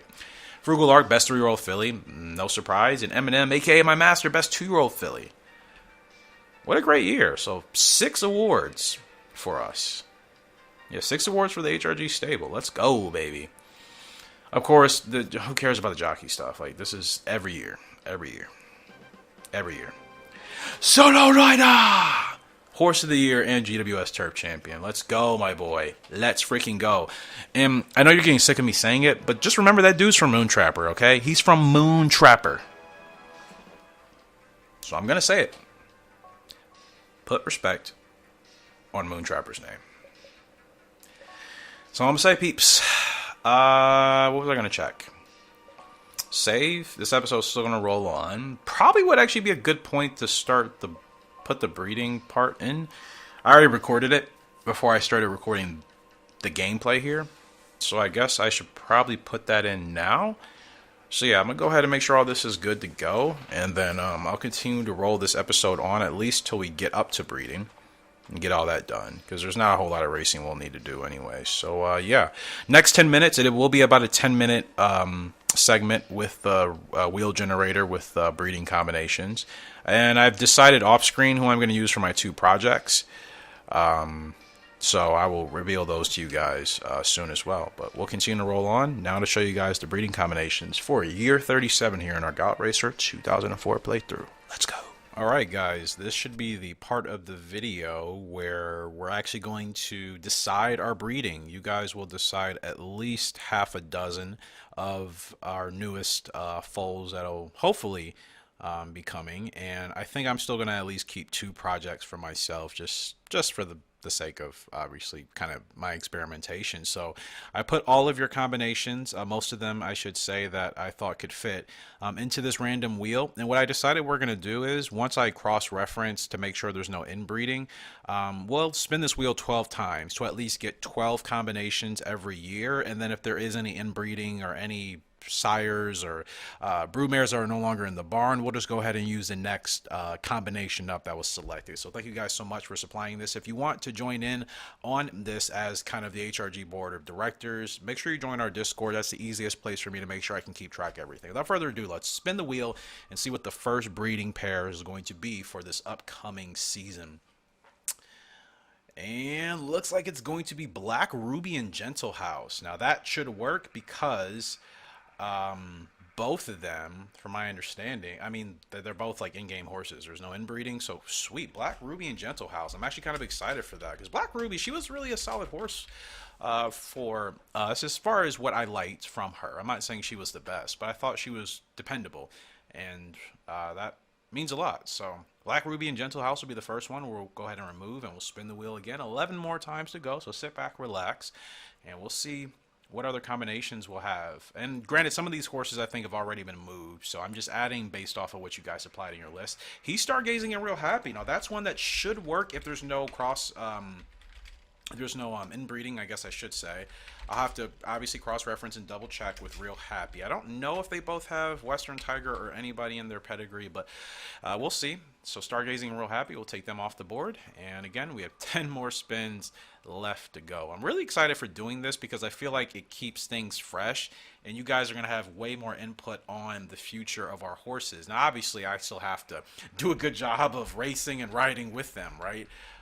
But granted, I'm not probably going to work with every horse, so keep that in mind. Some horses I think I'll excel with and, really do what I need to do, and some horses I'll probably be absolutely awful. So Desert Falcon and Toxic Blonde, I have a feeling there may be some inbreeding with those two, but again, I'll have to double check once I get back into the game. So 9 more to go. Let's see who else is going to pop up. Desert Falcon and Chasing Hearts. Okay. Apparently Desert Falcon is very liked by the wheel. Now that one, kind of the same deal, because again, we've stuck with, for the most part, the same lines. I think I have to worry more about inbreeding in 2003. I don't think I did too much of that in 2004 as far as like having those lines be pretty close. Formal Opera and Toxic Blonde. I swear we already did this, or it was something I was going to do. So either way, this one will definitely work. And I'm just going to go ahead and put an asterisk in my notes next to the ones that I know should not be an issue for us. So at least 2 for sure are confirmed. We've done 5 and 7 more to go. So I'm excited. I'm really excited. I love that you guys are going to have, like I said, that input. And it kind of takes a little bit of the stress off. Granted, I like my system that I have, but that's why I will keep at least two projects to myself just to kind of experiment. Gentle House and Tigress of Stone, that should be an awesome one if we haven't already done it. Again, I feel like the last 2 we actually already have in place, so we'll see. If we do, then no big deal. That actually could still work out because they, I think, are still really good breeding combinations for us. So 6 down, 6 more to go. And again, I will double check all of these after this segment of the video is over. And that was almost right on the line. Golden Boy and Tigress of Stone. Don't know about that one. Could be close. Yeah, hopefully most of these don't have inbreeding. We'll go ahead and remove them from the list. And you know what? I could just spin the entire list and then just go in order. And whatever doesn't work, we'll just go ahead and bring the next one up, right? Gentle House Chasing Hearts. Do we have that one already? We do not. And I feel like that's one we would have already done anyways. So Gentle House Chasing Hearts. That should be fantastic. Gosh, so many good potential, or so much good potential, and so many good, well, breedings, I guess, that we could possibly see unfold, but it's still early to tell. Chasing Hearts and Diamond Plan. I thought we did that one already too. I'm just misremembering. There's so much going on in the game right now. I really need to double check. So, yeah, like I said, I'm really excited just to see what type of horses we'll actually be able to produce based off of our current group. And keep in mind, this doesn't even include Galaxy Star, Cleopatra, yeah, like none, like Solo Rider. This includes none of the horses that are kicking butt as we speak. Golden Boy and Moon Trapper. I thought I did though. Like, I feel like I've been saying this the whole time, right? I thought I did it. Like, they seem so familiar, but then again, like until I look in the game, I'm not gonna know, and I could be completely wrong or I could be right. Free Fear and Golden Boy, and I'm positive that is actually one we have done, but we'll go ahead and write it down anyways because I have this all in order, so it'll I think it'll still work itself out accordingly. So like I said, let's just go ahead and just continue to spin the rest of this wheel. Courtly Lark, I don't even know why I have him in there because I don't think I plan on using him, and I've also heard other people haven't had success with him. I love him as a horse, but as a sire, I don't think so. So Fairy Singer and Moon Trapper. Now that is one that have not done, so that is actually, I think, something we can keep. Okay, so just a couple more to go. Actually, a lot more to go. I could end up just spinning the rest of these and just telling you guys, but I think it's important to keep you a part of the process. Desert Falcon and Black Ruby, that is one we could use. Again, I'll just have to double check who we actually have available because I haven't played Gallop Racer in over a week. I'm just getting these done now. That way, once I turn the game on and start the next episode, which is technically already being recorded, I'm actually doing this before I record this episode. It sounds weird, but all the gameplay you guys have probably seen so far, if I'm putting the gameplay before this part of the video, I'm not recording that yet. So I'm doing some futuristic type of stuff, which sometimes I record my videos kind of like this, just depending on what is easier to do at the moment in time. Like I'll record the last part first part last. It's just how I operate, man. It all works. It all works. So that was Gentle House and Tigress of Stone. Again, I think that's a combination we have already had lined up. Fairy Singer and Real Happy. Now that's a new one. And I like some of these combinations because you have to consider, based off of what we've seen so far from Moontrapper, we could end up getting some really special breeding combinations that all of us would have looked at on paper and been like, there's no way that's going to work, you know? There's still RNG in Gallop Racer. I don't care what anybody in the world says. There's still some essence of RNG. You cannot guarantee 100% unless you're hacking the game. Now, if you find a way to exploit the game and to hack it into a way to get the exact, and I mean the exact breeding pair with the exact stats you want, more power to you. But I still think there is a little bit of randomness involved. So no matter how much work and effort you put in, sometimes the game could totally be like, you know what? I don't want this to work. Like I said, Corley Lark I'm not going to use, so let's go ahead and remove that. Spin the wheel again. 4 more to go. And in all honesty, I could probably, you know what? Actually, what I'm going to do, since there's just 4 left, we're just going to go ahead and just Tigress and Gentle House. I think we already have that. So, Formal Opera, Free Fear, Fairy Singer, Moontrapper, Golden Boy, Black Ruby. Yeah, these are we already have done. So, guys, on paper, I think we have just about looks like 14 to like 18. I haven't counted exactly, but just looking at it, bird's eye view, at least 14 to 18 total combinations. I have asterisks next to most of them. There's only a couple breeding pairs that might be in breeding. So ones that I know we can use for sure for this upcoming breeding season, like Black Ruby and Gentle House, Formal Opera and Toxic Blonde, if we haven't done that already, Gentle House and Tigress of Stone, Gentle House and Chasing Hearts and Diamond Plan, Free Fear and Golden Boy, Fairy Singer, Moontrapper, Desert Falcon, Black Ruby, Fairy Singer, Real Happy, and Diamond Plan, Free Fear. So again, there's a lot of combinations we can already use based off of knowing that there isn't any inbreeding because we're using one of the game in-game originals. And then the other ones, I'll just have to double check, see what the pedigrees are, and then obviously any inbreeding, we're just going to avoid that altogether. So thank you guys so much for supplying these combinations. We'll be doing this every year. So again, once we retire Cleopatra, Galaxy Star, Frugal Art down the line, Solo Rider, so on and so forth, we'll obviously move those horses into this type of list as well, and we'll continue to have you guys play a big role in determining the future lines and generations of our Gallop Racer 2004 series. So thank you so much, and without further ado, let's go ahead and get right back to the episode. All right, guys, we're back. Hopefully you enjoyed that segment of the video. It was, gosh, it was probably boring, wasn't it? Give me any suggestions on what to do for the future for, I guess, the next seasons, if you didn't like that format, because I don't like things to be too long and boring, especially if, like, I mean, you guys are smart enough. You understand that. So, yeah, I don't know. I want to make it more immersive. I just don't know how. I wanted to get that done. I could always just do it off screen. I guess that doesn't need to be in a video. But anyways, we won 34 grade 1s last year, which I don't know if that's good or bad for like previous standards. I mean, we're always winning all of the jockey categories, but I don't know if that's a lot compared to previous seasons. But that means a grade 1 a week. Almost, more or less. 60 wins. It was a good year, still. Good year considering we didn't have like a super strong group of horses like we have in previous years. But I thought we did well enough, so I'm just going to show you guys what we got going on here. A lot of races in March, and after I get like these first couple of races in February and January over, I'm going to intentionally try to book everybody in races like after breeding season, because I do want to get again to breeding in this episode. I don't want to extend it into another episode. So yeah, that's where we're at. I've like, why did... No, I'm not even going to say anything. Not even going to say anything. It ain't worth it. It ain't worth it. Like, is he the only character programmed to do that? Okay, I lied. I said I wasn't going to say anything, but, like, is it other characters in other people's games? Like, instead of it being Turner, like, is it, like, Dean or Tanaka? Or is it just him? I'm just curious. I'm not even mad or any... I'm genuinely curious. There's a horse called Black Force in this game. No way. Black Force Energy. Now, that would be hilarious. A lot of you aren't going to probably get that reference, but if you do, you know what I'm talking about. Miss Vaporwave, she's up in a grade 3 to kick off our the year 37. Gosh, I don't know. It feels like through all the years I played, it feels like we should be further along. Year 37 still seems like we're like an infancy stage, does it not? In this game. Simple Moon is supposed to beat us, so okay. Whatever.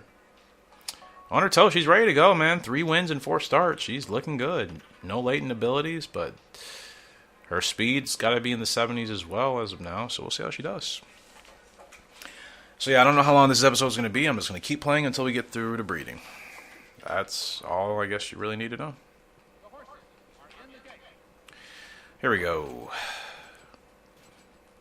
For some reason, it took a really long time for my audio to render. Usually after I finish a recording session, like, my audio is...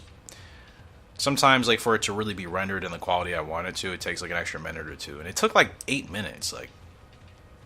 And I've recorded longer sessions, so... There's weird things just be happening sometimes with my recording. I really do need to update and upgrade, like, all of my equipment. I'm getting there. And I'll be happy to upgrade it when I know I'll have more time to, like, do things with it. Like, live stream 2004, that's going to be super sweet. 2003 as well. But it's like, I don't even have the time to live stream those games now anyway, so, like, me upgrading my equipment, yeah, it would be great, but it's like, I still wouldn't be able to get the maximum usage out of it. So, like, in regards to, like, just kind of budgeting and doing what I have to do with my finances, like, I just don't think that makes sense right now. Springtime should be a good time for it, though. Here we go. Why is it so easy to get revolutions with her? I'm not complaining, but that's like the 3rd one out of her 5th race, or 5 races. For a horse with a pretty bad temper, she's really easy to work with. Like, yeah, she wasn't happy out of the gates, but, like, she doesn't give me any problems. And it's an easy grade 3 win again for Miss Vaporwave. I don't know why revolutions are so easy with her. Again, I'm not complaining. It's just like, I don't think I'm doing anything special. It's just kind of ebb and flow, man. Ebb and flow. Yep. Perfect race. I'm happy. That's 4 wins out of 5 starts. And the game still has her like at what, C or D? Like, you already know what I'm going to say. Let's move on. Burning Wind is up in a grade 3. 6 furlongs on the dirt. On the dirt, the dirt. Okay. 5th favorite. I was going to retire him, but then I thought, he's still so fun to work with. And I don't, like, he's like the only legitimate dirt colt that we have. So, when I say have, I mean that we currently are racing with. I'm going to do the grade 2, grade 3 thing with him. On the dirt. And you guys know some of those grade 2 dirt races are just my favorite in this series in its entirety. Because, gosh, like, his stam, speed, power, yeah, those stats are not good. But he has a good preference of leg type, good distance, and again, he is a legitimate dirt horse with good abilities, except for comeback not good. So it's like, I'm just curious if he could prove to kind of be like a moon trapper type of sire for us down the line with our dirt pedigree. And it would obviously be an experimental one. I wouldn't use him with any of our really strong pedigrees that we're trying to build or get going. He 100% would be a dirt experiment for me personally. And to be honest, I would probably have him replace Courtly Lark, because Solo Rider, I'm going to keep racing him until it just seems like it's no point. I don't feel pressure to retire him because we still have Gentle House, Diamond Plan, Golden Boy. We have really, really good studs back there. So I don't feel any pressure to like retire Solo Rider now. So I can keep racing him, and Burning Wind, I'll have him replace Courtly Lark because I have no intentions on using him for breeding. Weird race. Really weird race. I don't know what was going on with the pace up front. Yeah, not a good race at all. I would hate to have lost him from this. I think it's the second time I did that in this episode where I had a horse that wasn't supposed to be in the front, leading in front. And messed up our race. Last place from Burning Wind. Imagine the game is like, you don't deserve him anymore. It's like, okay. Okay, sure, okay. That was bad, though. That was really bad. Ugh. Like, I thought they were going to take the lead from us, and then this is like everybody just slowed down. As long as I don't lose him, I'm okay. I don't really want to redo that race with Vaporwave, but... okay, whew. As long as I still have him, I'm fine. Not again. Alright. You know what? To be honest, let's go ahead and extend you a little bit longer. 12 furlongs. You sure as heck can't run that. And open at 9? May have a handicap, but I just want to see what happens if we can... He's only got 8 wins, right? 9 wins, okay. So, like, if I can get him double-digit wins of, like, at least 20 before I retire him, it's going to be... I don't know if that's going to be difficult or not, but... yeah, I want to see. I want to see what it does. It's like I say, he reminds me of Moontrapper. He's like the cult version of Moontrapper. Like, he's really fun to work with, and he's been pretty consistent throughout the majority of his career. So, I don't know. I just want to see what he'd be capable of. Yeah, Vaporwave. She is 4 for 5. She's won her last 3 on a roll. 7 to question mark, question mark, question mark. Let's just run her in this grade 3. And, okay, she jumped from C to A, so finally the game is starting to understand her value. And, yeah. Let's just keep on rolling onwards. No, I will not battle you, I won't challenge you, whatever you're asking, no. No. The power of no. It's pretty powerful. And it's officially hit midnight for me. Started recording this around like 10:40. Little Vixen, she's up though, and this open 7 furlongs, she is the favorite. Blah blah blah blah blah blah blah. Fast from Diamond Plan out of Pink Gemstone. We know what Pink Gemstone's about, and we've seen it with her. Her heart and temper not good. Power is whatever. Not ideal. She'll peak pretty soon. Still don't know her stamina.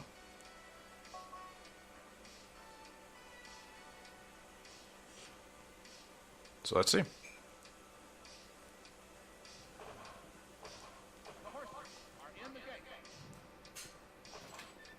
Okay. And it's a good start for Little Vixen. Now who's... okay, Dirty Deed, good. It's nice to know there is at least a front runner in this field. Yes, those last two... well, those 2 races I bombed in this episode... where I had my horse running in the front and they weren't supposed to. There was no front runners, and I usually pay attention to that all the time, but in those races, I just zoned out like a zombie. So, she should get a 7 here. And this should be an easy win, so... just kind of coast on along with her. Just want to get to breeding. It's the focus. See who will conceive, see who won't, and then go from there.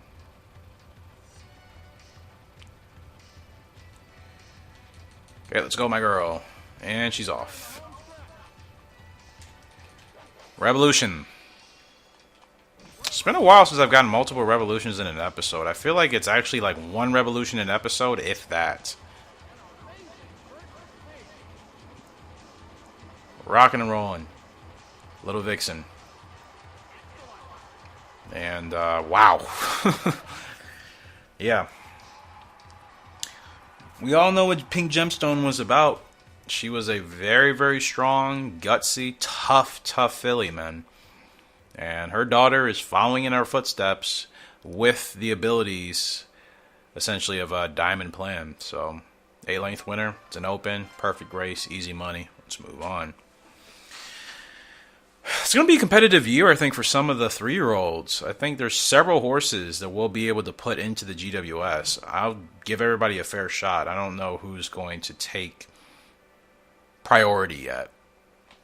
Frugal Lark, haven't raced with her in a while. She's up 12 furlongs in a grade 2, blah, blah, blah, blah. She's the favorite. Let's just get to it. I am trying to speed run through these things because, again, I want to make sure we get to breeding before the episode's over.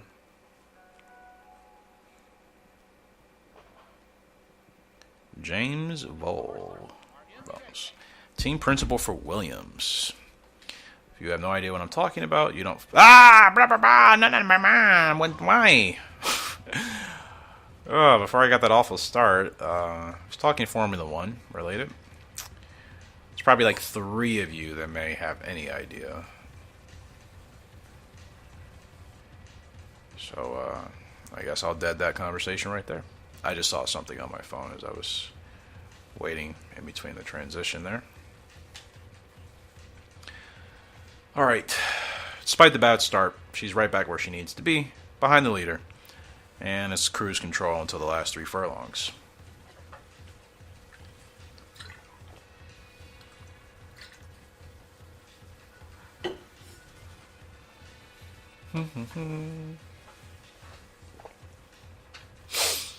Who's this in front of me? Ardent Soul.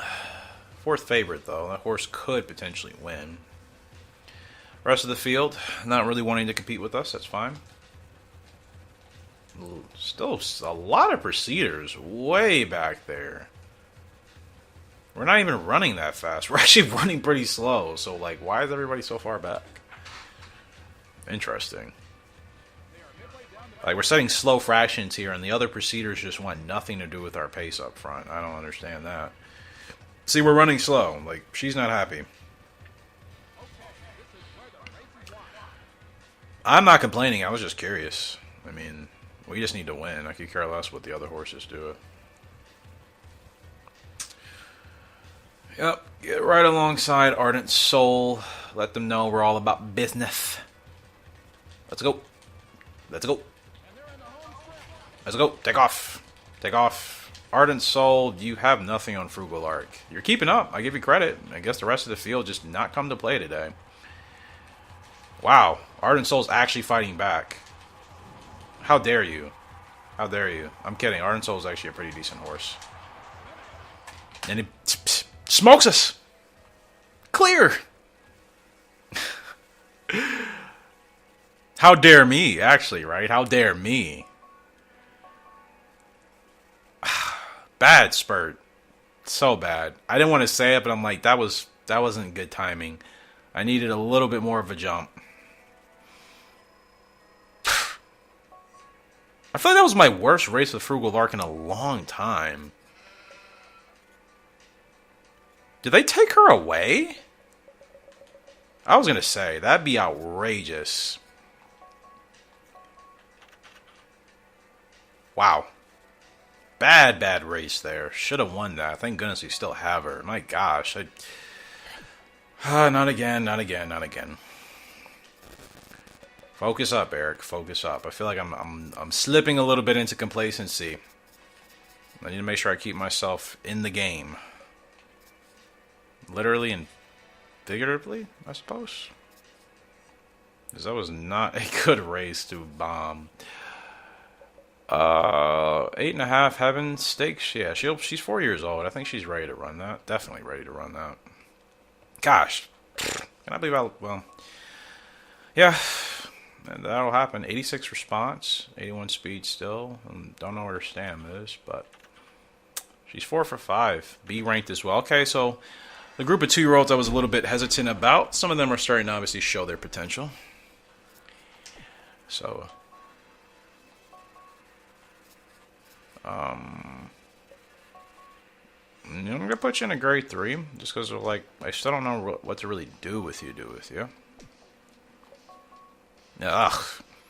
You guys know I hate having races like that because I know they are 100% preventable, and it's just like, what was I thinking? Well, I wasn't.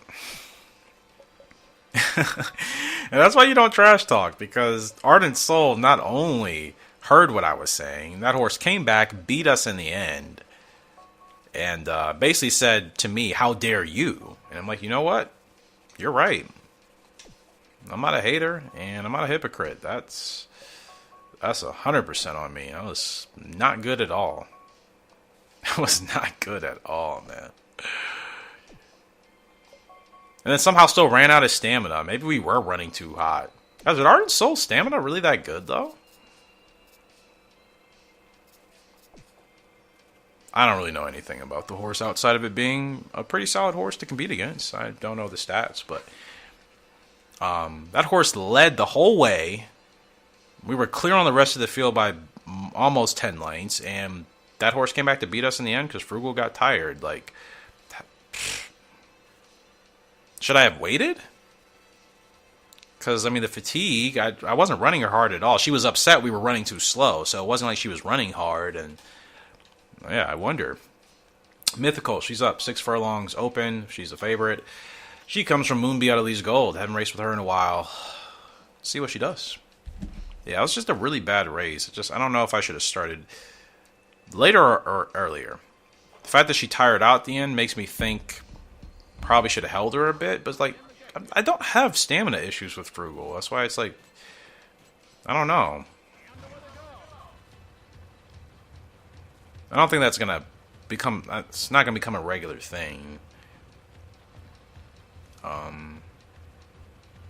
Like the late start is not, that didn't ruin our race. We were right there, I think. But I did have to work her a little bit out of the gate, but I wouldn't say that cost us the race in any way. See, here they go again. There's no front runners. Why have we been getting so many races with no front runners? That hasn't happened in my game in a while.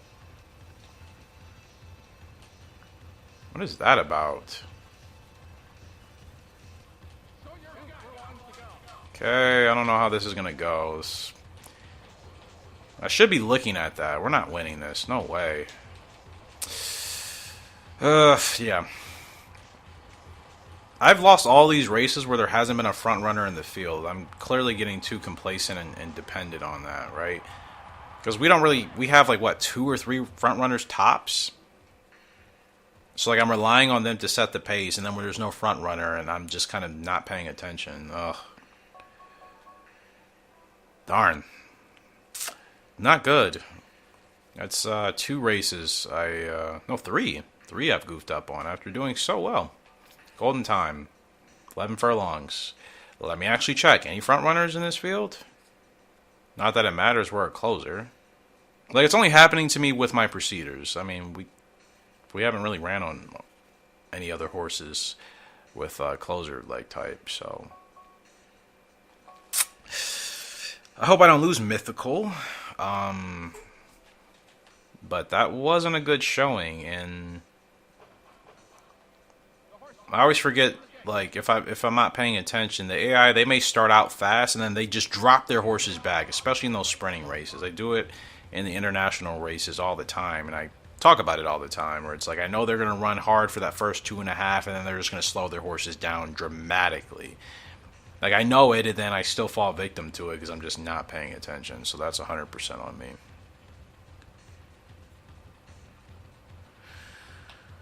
But hopefully this works with the golden time here, which we're a closer, so I can keep everything in front of me. It's one good thing about a real closer. I don't have to worry about what's happening in front of me. Not until we get to the stretch. That's when it can be a different situation. But yeah, just easily correctable mistakes. I'm getting to that point, I guess, where I'm starting to zone out. I don't know why. Because there's still a lot of racing to do, so like I can't afford to be doing that. There's still at least a dozen more races to go, so I got to tighten it up a bit.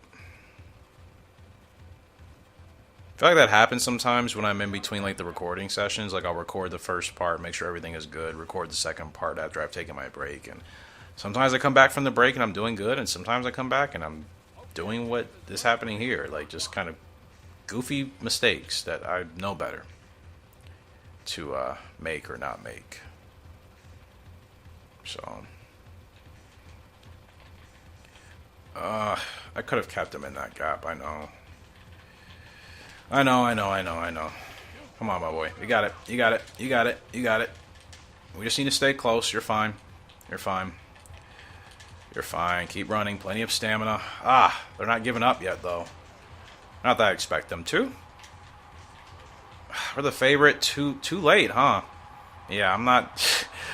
Oh, gosh. What am I doing, bro? What am I doing? I don't even know. I'm just not... My focus is like gone for some reason. Thank goodness we hit our goal. But gosh, these are wins. I swear that should have been 4 wins, and it didn't turn out to be that way. And it's all I mean. Nothing with the horses. Just me not paying attention, zoning out, being lazy.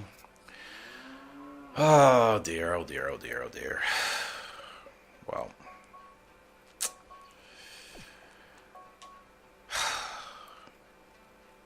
10 to 13. Ah, gosh, such bad races. In all honesty, just bad races. I can't keep doing that. Cannot keep doing that, man. It's just a waste of horses. Waste of their potential, their ability.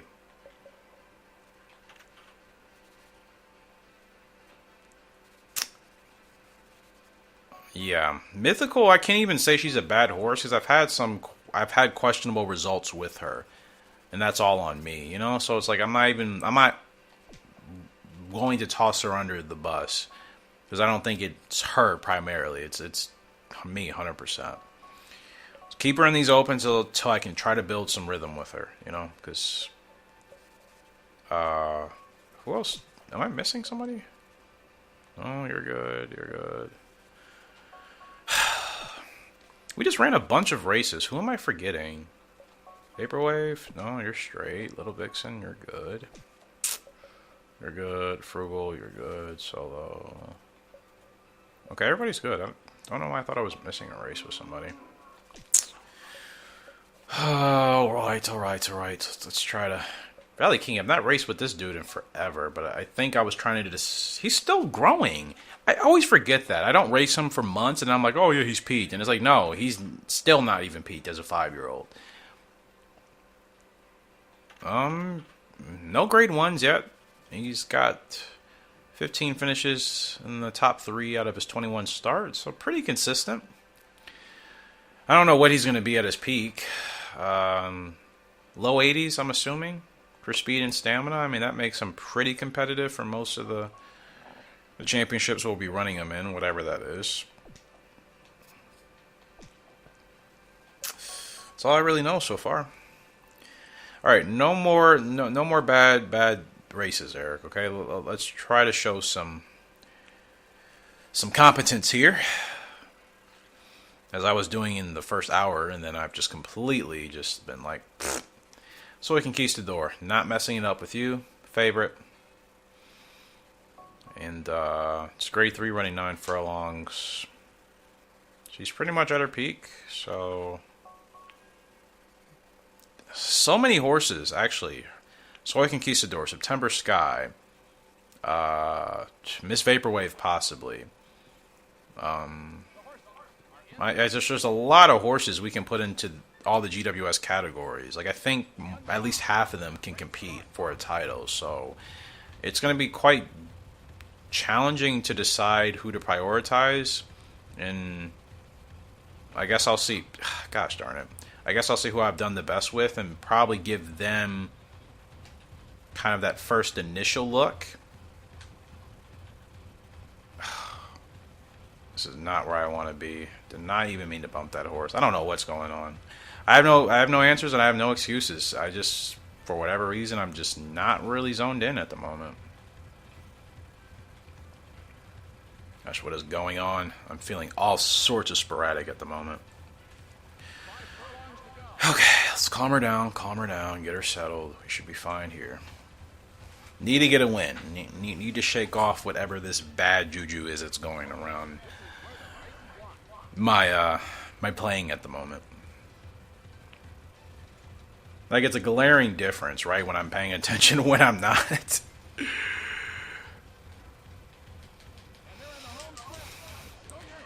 Let's go. Let's go. A little bit late of a start. I think we'll be okay, because Soy Conquistador is pretty darn strong. So, kind of lucking out here. Yeah. They're going to give me, like, A for that spur. There's no way they'll say it was an S. They're going to give me A, which really means it was probably a C. What is going on? So much noise upstairs with my neighbors. They're, like, old. So, like, I haven't really had that. Like, living with old people that make, like, a lot of noise. That's, you know, especially late at night. Like, it's past midnight. They're usually asleep by now. Double S. Wow. Really? I feel like in a grade 1, that would have been risky to start her like that. You know what I mean? Win's a win, whatever. Joker's card. 9 furlongs in this grade 3. Him and Burning Winter in the same boat. Horses I couldn't quite get GWSs with. He's going to be on the decline this year. So winning a GWS, I missed that window by not winning that sprint with him. So,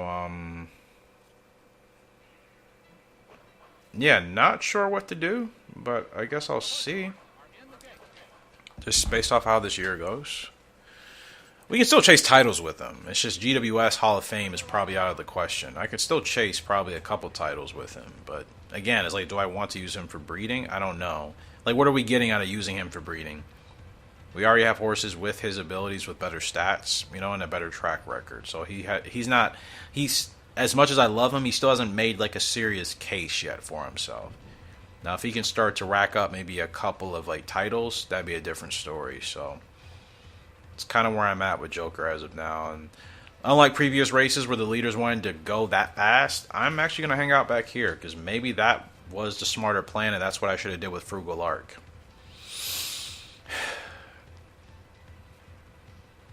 I don't know. We'll see.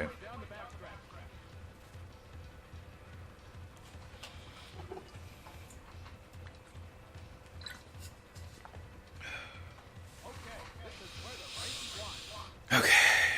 Let's get this going, right?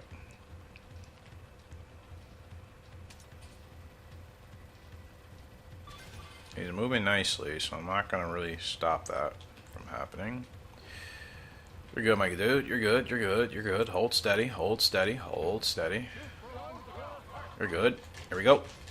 No Rebo, but I think this will work out for us in our behalf. Last corner leader. Didn't know they were going to give it to us there, and this should be an easy grade 3 win for Joker. 2 for 2. Hopefully I've shaken off the bad juju, but that's because I'm actually attentively paying attention.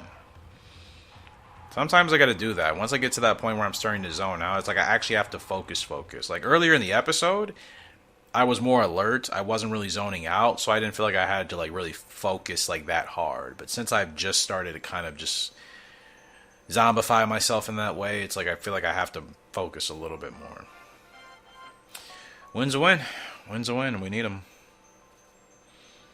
So 2 for 2 there. Another win for Joker. It's good stuff. Let's keep rolling. Needed that, and the siblings. I just realized the siblings ended up winning together. Both from Diamond Planet of Chasing Hearts. Diamond Planet of Chasing Hearts, and oh, look at this. Diamond Planet of Chasing Hearts. They are 100% full-blooded siblings. Gotta love it. Yeah, so let's just continue to try to stack some wins with Jokers. They want him in the Spring Mile Cup. I'm not opposed to that, but that's... You know what? Let me... gosh, I don't know. I am going to put him in that race just because, like... I don't know. That's just kind of what I feel like doing with him at the moment. Just kind of not winning that GWS sprint really bummed me out, but there's still potential. Okay, so 96 braking. Gosh, if she was a front runner, that would be perfect, wouldn't it? And that'd be so fitting if she was a front runner. Grit, and that other ability is going to be Stretch Burst. We already know. Hey, if she can win like Cleopatra and Galaxy Star, she'll definitely be a good broodmare for us down the line. They want her 7 furlongs and a great. You know what? She can handle that. Let's do it. Like, as far as candidates for GWS this year, legitimately, let's see. September Sky, she'll be there. Frugal Lark, of course. Maybe Golden Time. Possibly Little Vixen. Miss Vaporwave. Soy Conquistador, of course. Like, there's most of the girls, because we have look at 8 fillies here. We only have okay, we have about 6 boys. Burning Wind, Valley King, Joker's Card, Solo Rider, Golden Time. Actually, that's only 5. So yeah, the rest are all gals. I'm good on with everybody, right? I believe so. So yep, just put you in a race. Mythical, still trying to figure you out. Okay, I think we're good. So just trying to get through breeding here. Alright, we should be all squared away.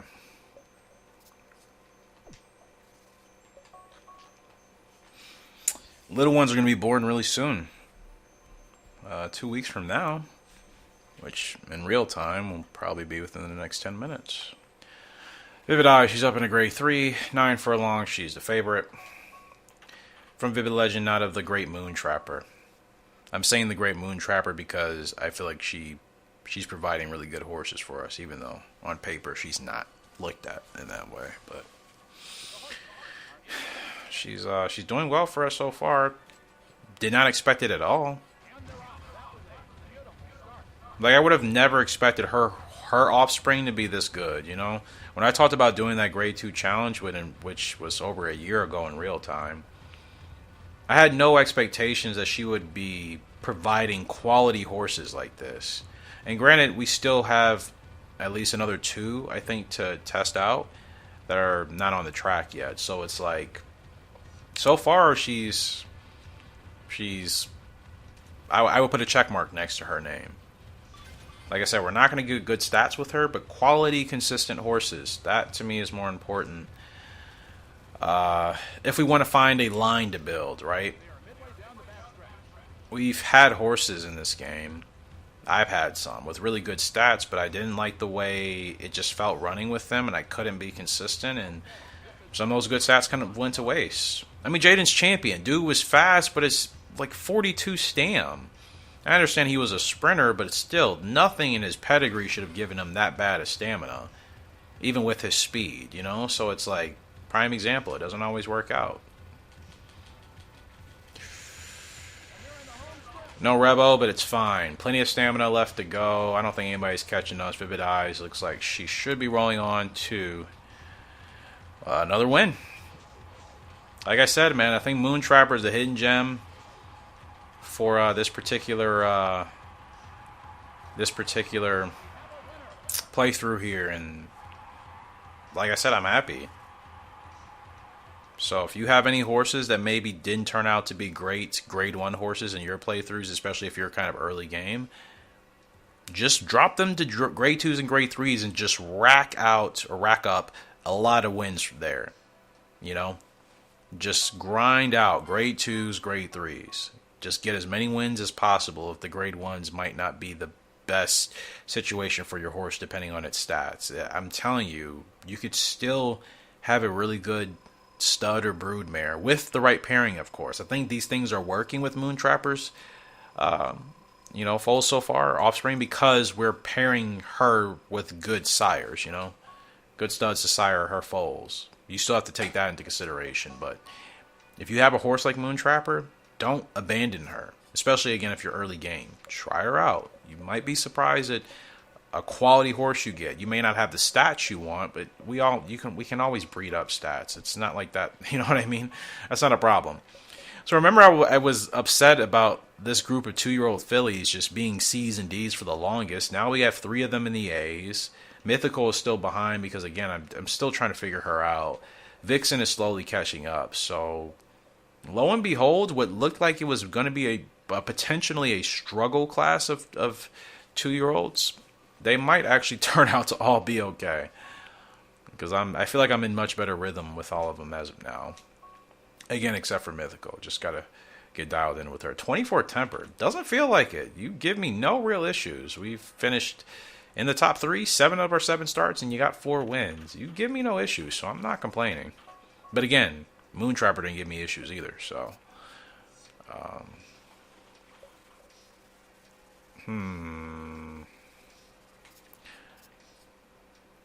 Let's run you. I don't know who to... Gosh, who do I put in that Cherry Cup? Hold on. Because we'll be racing Soy Conquistador. She can run in the Cherry Cup. And so can Miss Vaporwave.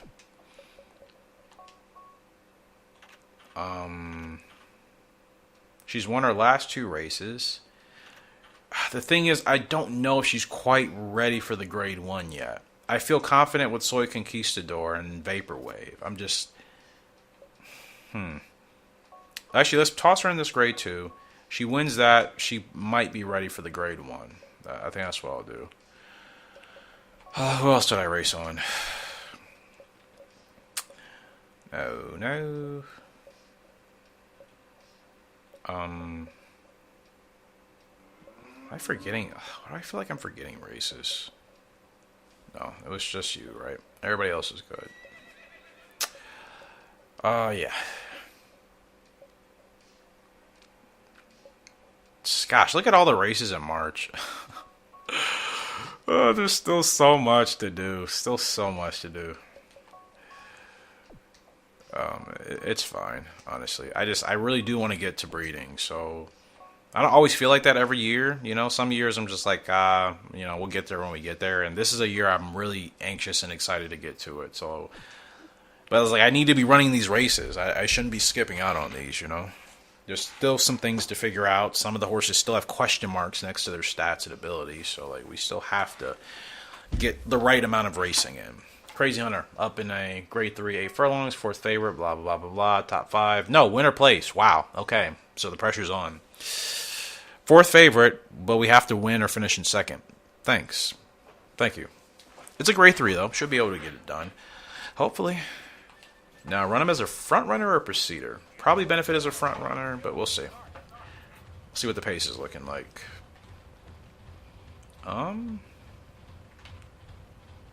Nobody's really taking control, so I guess I'll definitely go for the lead. I mean, I know that's where he probably still wants to be anyways, but you can see that triangle is still shaded pretty nicely there for Preceder. So, whatever. Send him to the front, keep him here.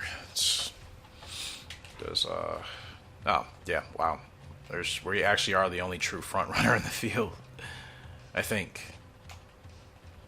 Yeah, everybody else is Preceders. Okay.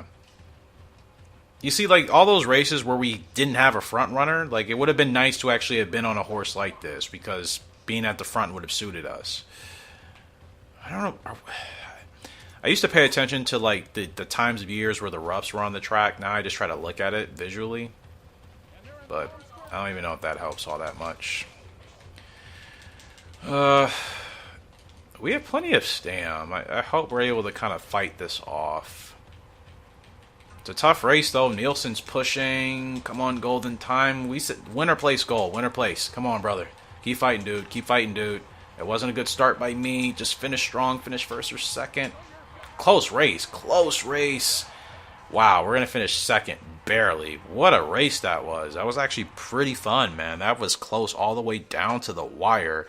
Cruel Bomb gets us. We hit our goal. That was definitely a race I could have won if I would have gotten started a tad bit sooner on my spurt. But, yeah, imagine if we don't actually hit our goal, those B's are probably C's or D's. That's just how the game works. So it's like, it wasn't really good on my behalf, but thankfully Crazy Hunter could have bailed me out there. So, not complaining. September Sky, she's up in a Grade 2. I feel like that's all we've been running her in because I just want to make sure she's really ready for the Grade 1s. I want to make sure that when she hits the ground running in Grade 1s, she's just knocking them out of the park, really. She's the favorite here. Coffee Boost second favorite. From Diamond Planet to Awesome Autumn, yeah, I mean, she's going to be at her peak this year anyway, so in all honesty, she's probably the horse I should really prioritize out of the whole group of horses I'm considering, you know, because she is 4 years old. She's going to be at her peak. She has a strong pedigree with Awesome and Diamond Plans, so gosh, really excited to use her for breeding too, man.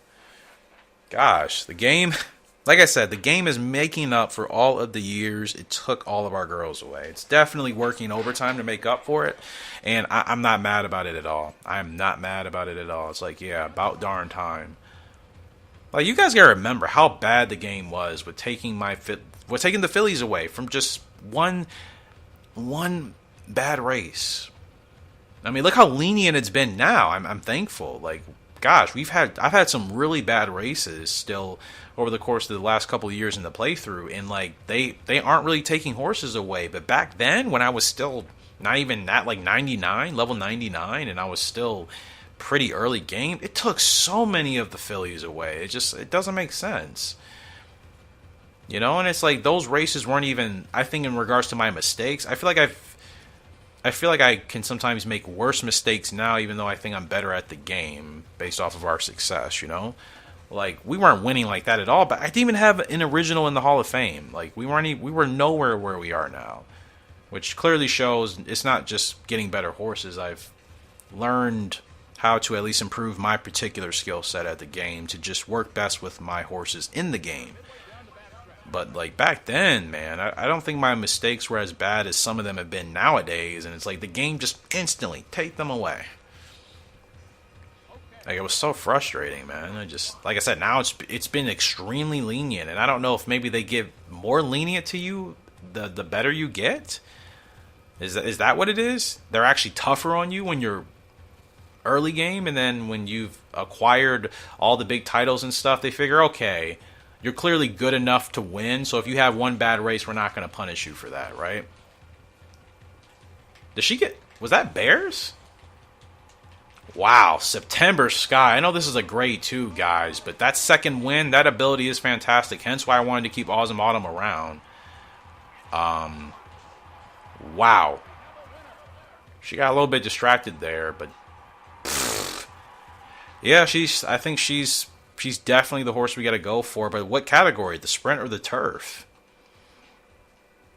It's probably the sprint. She could win easily. I think she's a lot faster than she looks, to be honest with you. 8-length winner in that grade 2. Race on rough, and she ate that up like it was nothing. So, gosh, I don't know. I think the sprint. It's not that her stamina is bad, but I think if she needs like mid-70s stamina, like how Butterfly Fed Cleopatra Galaxy Star did. If she had that type of stamina, I'd put her in the turf immediately. But I think the sprint will be better for her. But that's a big, big grade 2 win there for September Sky. So really happy about that. And what do you know? I said about 10 minutes. It's been about 10 minutes. Five yearlings, or five was born. These are 5 stars for Eastside Band. That's crazy. From Diamond Planet of Tigris to Stone, 5-star future. But the pedigree is deep. This is a filly that has Diamond Plan, Flying Cowboy, Arctic Crop, and Western Tiger all in her pedigree, just from, you know, the boys. And then the girls, she's got Tigris of Stone, who still has several records. Pink Gemstone, we know about her. Night Breeze, whatever, Swabbuster, whatever. But like, solid pedigree, man. 5 stars, that's awesome. And Classy and Smart, 4 stars for this. 1-year-old as well from Golden Boy out of Free Fear. You look at his pedigree, like, I know we don't have super horses, but I think some of our pedigrees are pretty nice to look at. I'm not saying they're like, wow, you know, I'm not saying they wow anybody, but I think some of these horses come from decent pedigrees, man. I mean, that's just me. Everybody's entitled to, obviously, agree or disagree with that. Former Opera Moon Trapper, Little Mai, she might, gosh. I'm so happy, man. You guys know how much I loved Moon Trapper, and we're going to go ahead and look at the yearlings in detail. But, yeah, you guys know how much I loved her. So it's like, I'm just so happy to see that, like, so far she's giving us awesome horses. Which goes to show you, your consistency matters a lot. Let's look at the yearling, shall we? Names. We have, oh gosh. I don't have my spreadsheet open. I don't really feel like pulling it open. We're going to name them, of course. First one up is a filly. They're probably all, oh no, it's a colt, excuse me. I wonder if we're going to have more colts this year for once. Every crop of foals for like the last, gosh, I don't know, 8 years in this game, it's been filly dominated. It's so weird how my 2004 and 2003 playthrough are like polar opposites. That game just finally gave us our first filly lady miracle after like 20 years in game of nothing. And this game, again, is like spoiling us with the girls. But we're going to start off here with Nervous Flower. It's a colt from Gentle House out of Real Happy. Good pedigree, Vivid Legend in there, Pink Gemstone, like, should be strong. I just love that we're giving just so many different variety of horses from some of our favorite horses, like in this playthrough. Like, it keeps the game so alive and fresh. I don't need every horse to run exactly like Butterfly Effect or somebody else. It's just, if they're all strong in their own way, and it's like you can still have some of those similar feelings of racing with the parents and the grandparents, like, that's awesome, man. That's so enjoyable. I think that is part of the replay value in this game, is it not? Gentle House and Chasing Hearts. This is a colt, 2 colts. Okay, so 2 boys, good. It's been a while, right?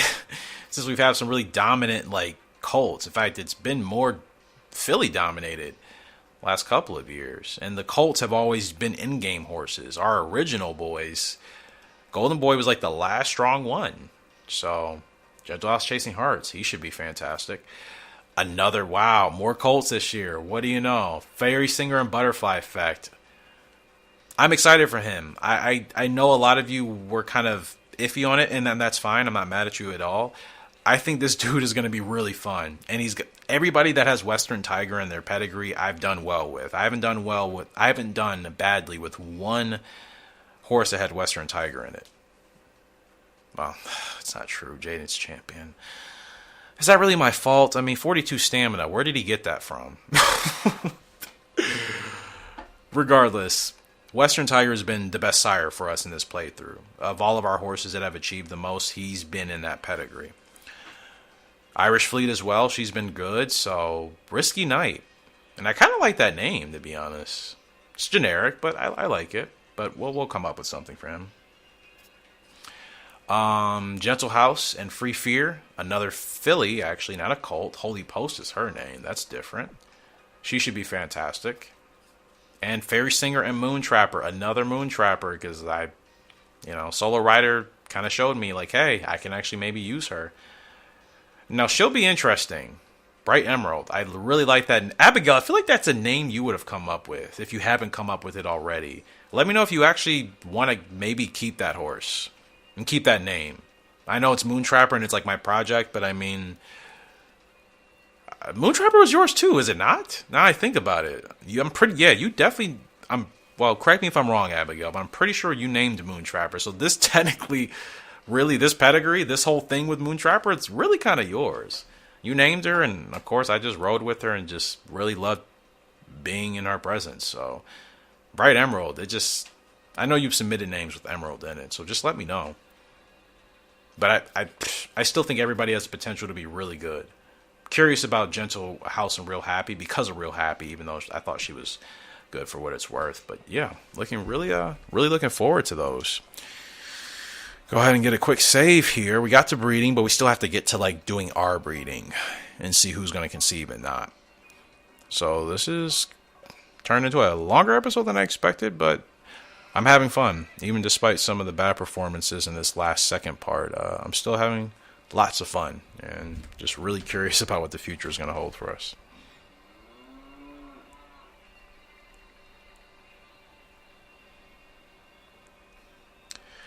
All right, just checking my phone right quick. Give me a second.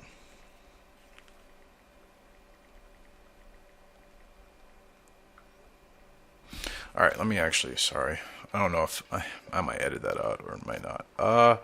Who I need to put races with?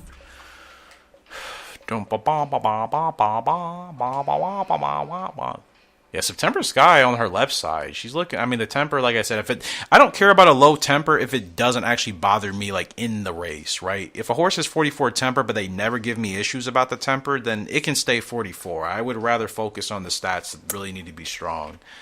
9 wins and 15 starts with 4 grade. Oh, she's won grade ones. What am I talking about? I just didn't put her in the GWS yet. I'm a freaking goofball, bro. I'm a goofball. I'm a like. Oh my goodness. I just be saying things sometimes and not even remembering at this time of night. The only downside is the sprint doesn't start all the way till like June. So, you know what? Let's try her out in the second cup. I don't know. I mean, gosh, I don't know though. You see, that could be an important race for somebody else. We've had that happen the last couple of years, where like that one race cost us a championship. I'm going to save her to the Queen Mile. I think with her speed and just her braking ability, I think she really just 70 stam though. Wow. I'm a sticker to the sprint. I feel like she's really fast in those shorter distances. Granted, her stamina jumped a couple of points faster than I expected. So, all right. Well, good stuff. Usually at this point in the recording, I start to get like a little tired and bored, and I actually just kind of got like a second jolt of like excitement and the rejuvenation. So sweet. Yeah, just gosh, I'm just so looking forward to just the horses we're gonna get, honestly, and just the different pedigrees and families we can get going. Like, think about the families that you guys know, the families sometimes even better than I do, just because I sometimes forget. Like, in regards to like our Gallop Racer 3 horses, Wild Motion and Storm Lark, like Honey or Sweet Storm, all those horses, like you guys are really familiar with those families. Goose to Spy, Silly Goose. And it's like, it's exciting when you can understand, just the different families and the horses they come from. So yeah, like it just, I want us to get to that point in this game, because I feel like our families in this game are kind of just sporadic and spread out, because we've had a number of horses come from some of those families that didn't turn out to be great.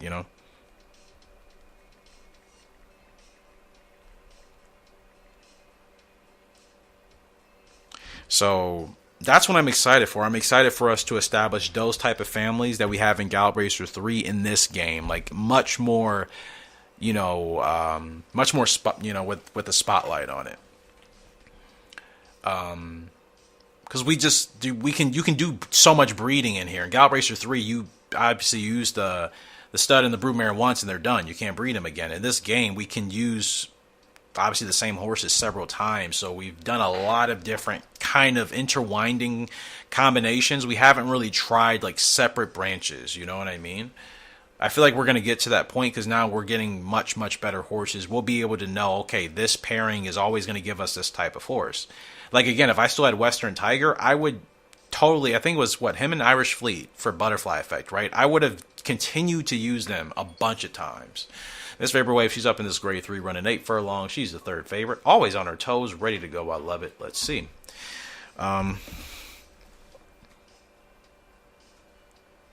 So, yeah, like... That's the only thing, just been doing so much, experimentation in this game.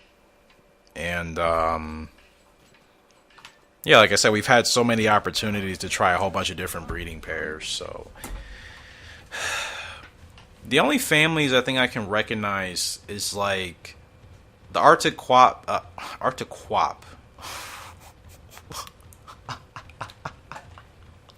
Oh my gosh. Arctic Quap, huh? Arctic Crop. I don't even know what I was going to say with the W in it. Suave Buster? Suave. Okay, there it is. Suave with the W.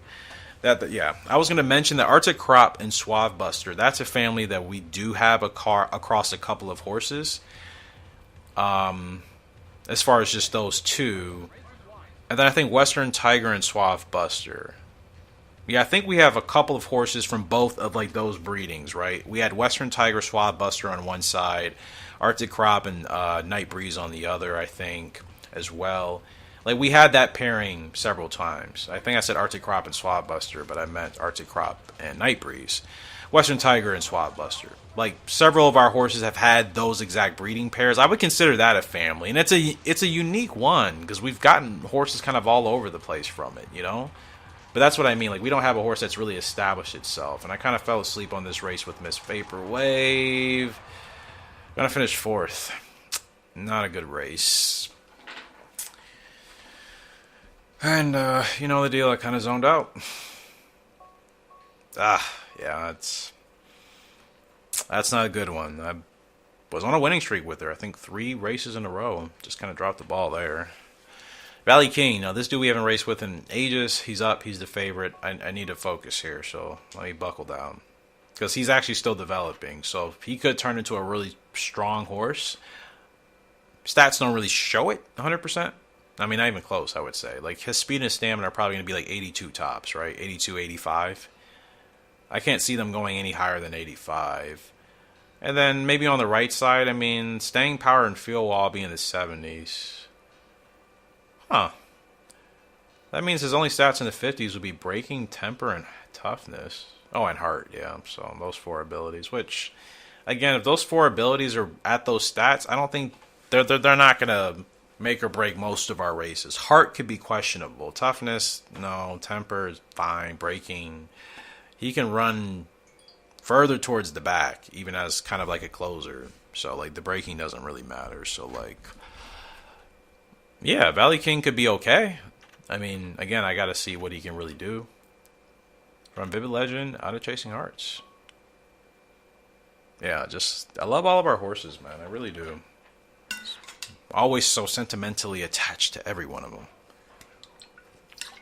Except for Crackle of Thunder, who I will always bring up because he was the worst horse to work with I've ever worked with in Gallop Racer. The worst. One of the worst. Like a front runner that had no business being a front runner. And to think, him and King B, you know, same parents, complete brothers, and just one really good and one too much of a head case. And he didn't amount to anything. I checked his races frequently, if you guys remember. He didn't do anything at all. So he was always just going to be that type of horse. And it was just like, wow. You just kind of just need to run around and like not race. And that's fine. Every horse is not a race horse. He was not a race horse. He just had a lot of good potential that was never going to be tapped into no matter who was working with him. He's like the only horse that I was just like, you know what? Will I still love you? Because of your family, your pedigree, who you're related to, of course. But, gosh, outside of that, no. Valley King. Don't know what's going on with this dude. And granted, he's not a closer. I wasn't supposed to have him at last place. And we're the favorite. Gosh, that definitely probably ruined his race. But, I still have some weird love for Crackle. But he was just too much of a knucklehead. Like, if I had a son, he would be the son that I'm just like, I will always love you, kiddo. But, like, you are just out there, bro. Stop drifting, dude. Stop drifting. Gosh, we were just drifting for like half a furlong. Can you imagine even... Wow. Wow. Okay, that's like the second time I've gotten bailed out by one of my horses. Because I ran that awfully. Valley King, my goodness, dude.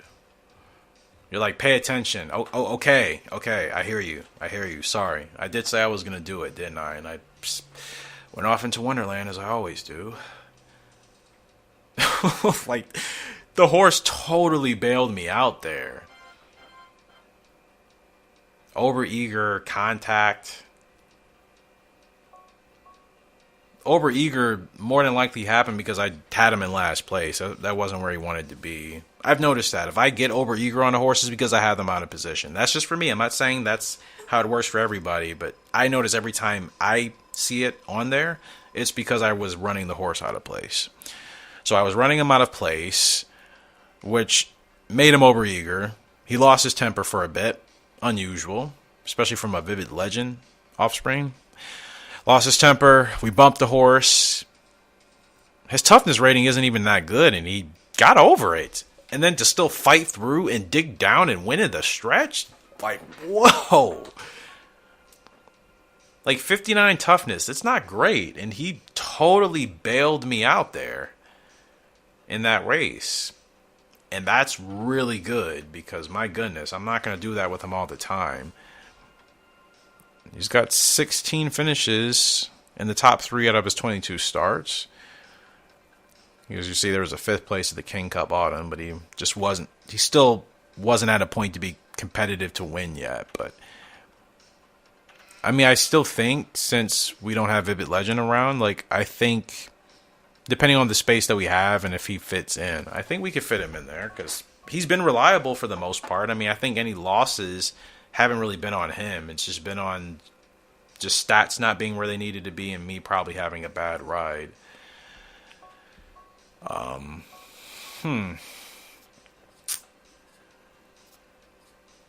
I still don't know if he's ready for grade 1 yet. I just, I'm kind of hesitant, but you know what? This is happening in 2 months. His stats are almost in the 70s. Power and staying should hit 70, I'm hoping, by that point. He might actually be able to handle that and maybe have a good result. I think I got to try. He's 5 years old, now I think about it. Really, really late growth type. Vivid Legend foals usually don't take this long for me in games to develop. So he's taken a little bit longer of a time than expected. I mean, seriously, his chart, usually Vivid Legend foals, they're already at their peak by the time they're 5. Like, this guy's still not even at his peak. He's still growing. He's really not going to get there till the end of the year. And then we'll probably have a solid 8 to 9 months to really run him strong. So it's like, he still has a lot of potential. More potential than what you're seeing is what I'm trying to say. You know what I mean? Because, like, you saw there's still quite a bit of space with that chart. And like I said, I'm just surprised. Vivid Legend foals do not take this long to peak for me, like, ever. So he's taking, quite a bit longer than anybody else we've had from Vivid Legend. So that to me is good, because that means if he turns out to be a strong horse, then I can rely on maybe him giving potentially longer growth types. We've noticed that. Most of us have in our games. We've talked about it before. Sometimes if you race your horses longer and you're successful with them longer and you retire them, their offspring typically get that same type of, like, consistency. So if he can be really good, if we can have Valley King be good and breed him with a really strong brood mare, those horses could, they'll take a while to develop, but they could be really strong for the long haul. So Vivid, see, here's the problem. Like, Vivid Eye, she's in a grade 2. Conquistador, I don't know if she's ready actually as well. Miss Vaporwave, I had a bad race with her. I'm kind of nervous about throwing her in that race now. So I'm going to skip out on it. I'm going to throw her in a grade 2.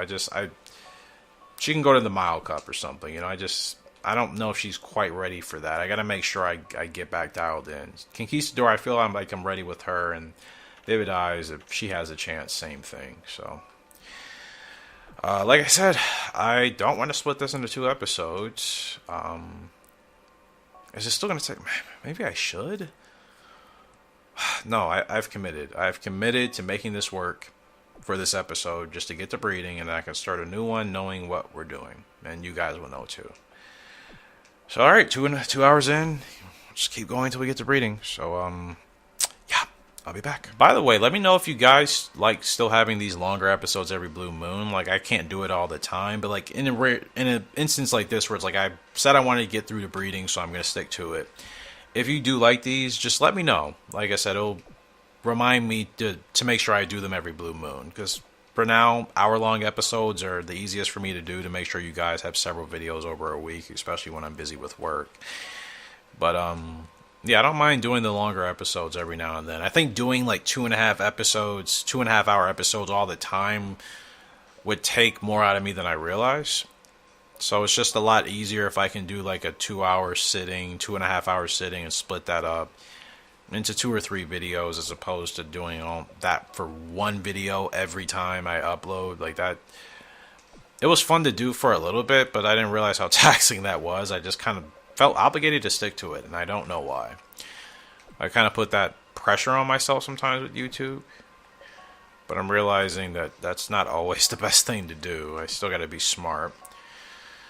But like I said, I definitely don't mind doing these longer episodes every blue moon, especially if we're like in rhythm and like, you know, it's kind of like a consistent theme to the video. It's just like, makes more sense to keep it rolling as opposed to break it up into smaller bits. Like if there's really nothing happening, like prior to this episode, like I said, we were in that transitioning period. There wasn't a lot of crazy stuff happening outside of the same top 3 horses winning, right? So to me, like those were videos you could break up into smaller segments because again, it wasn't like there was something really consistent to stay attached to.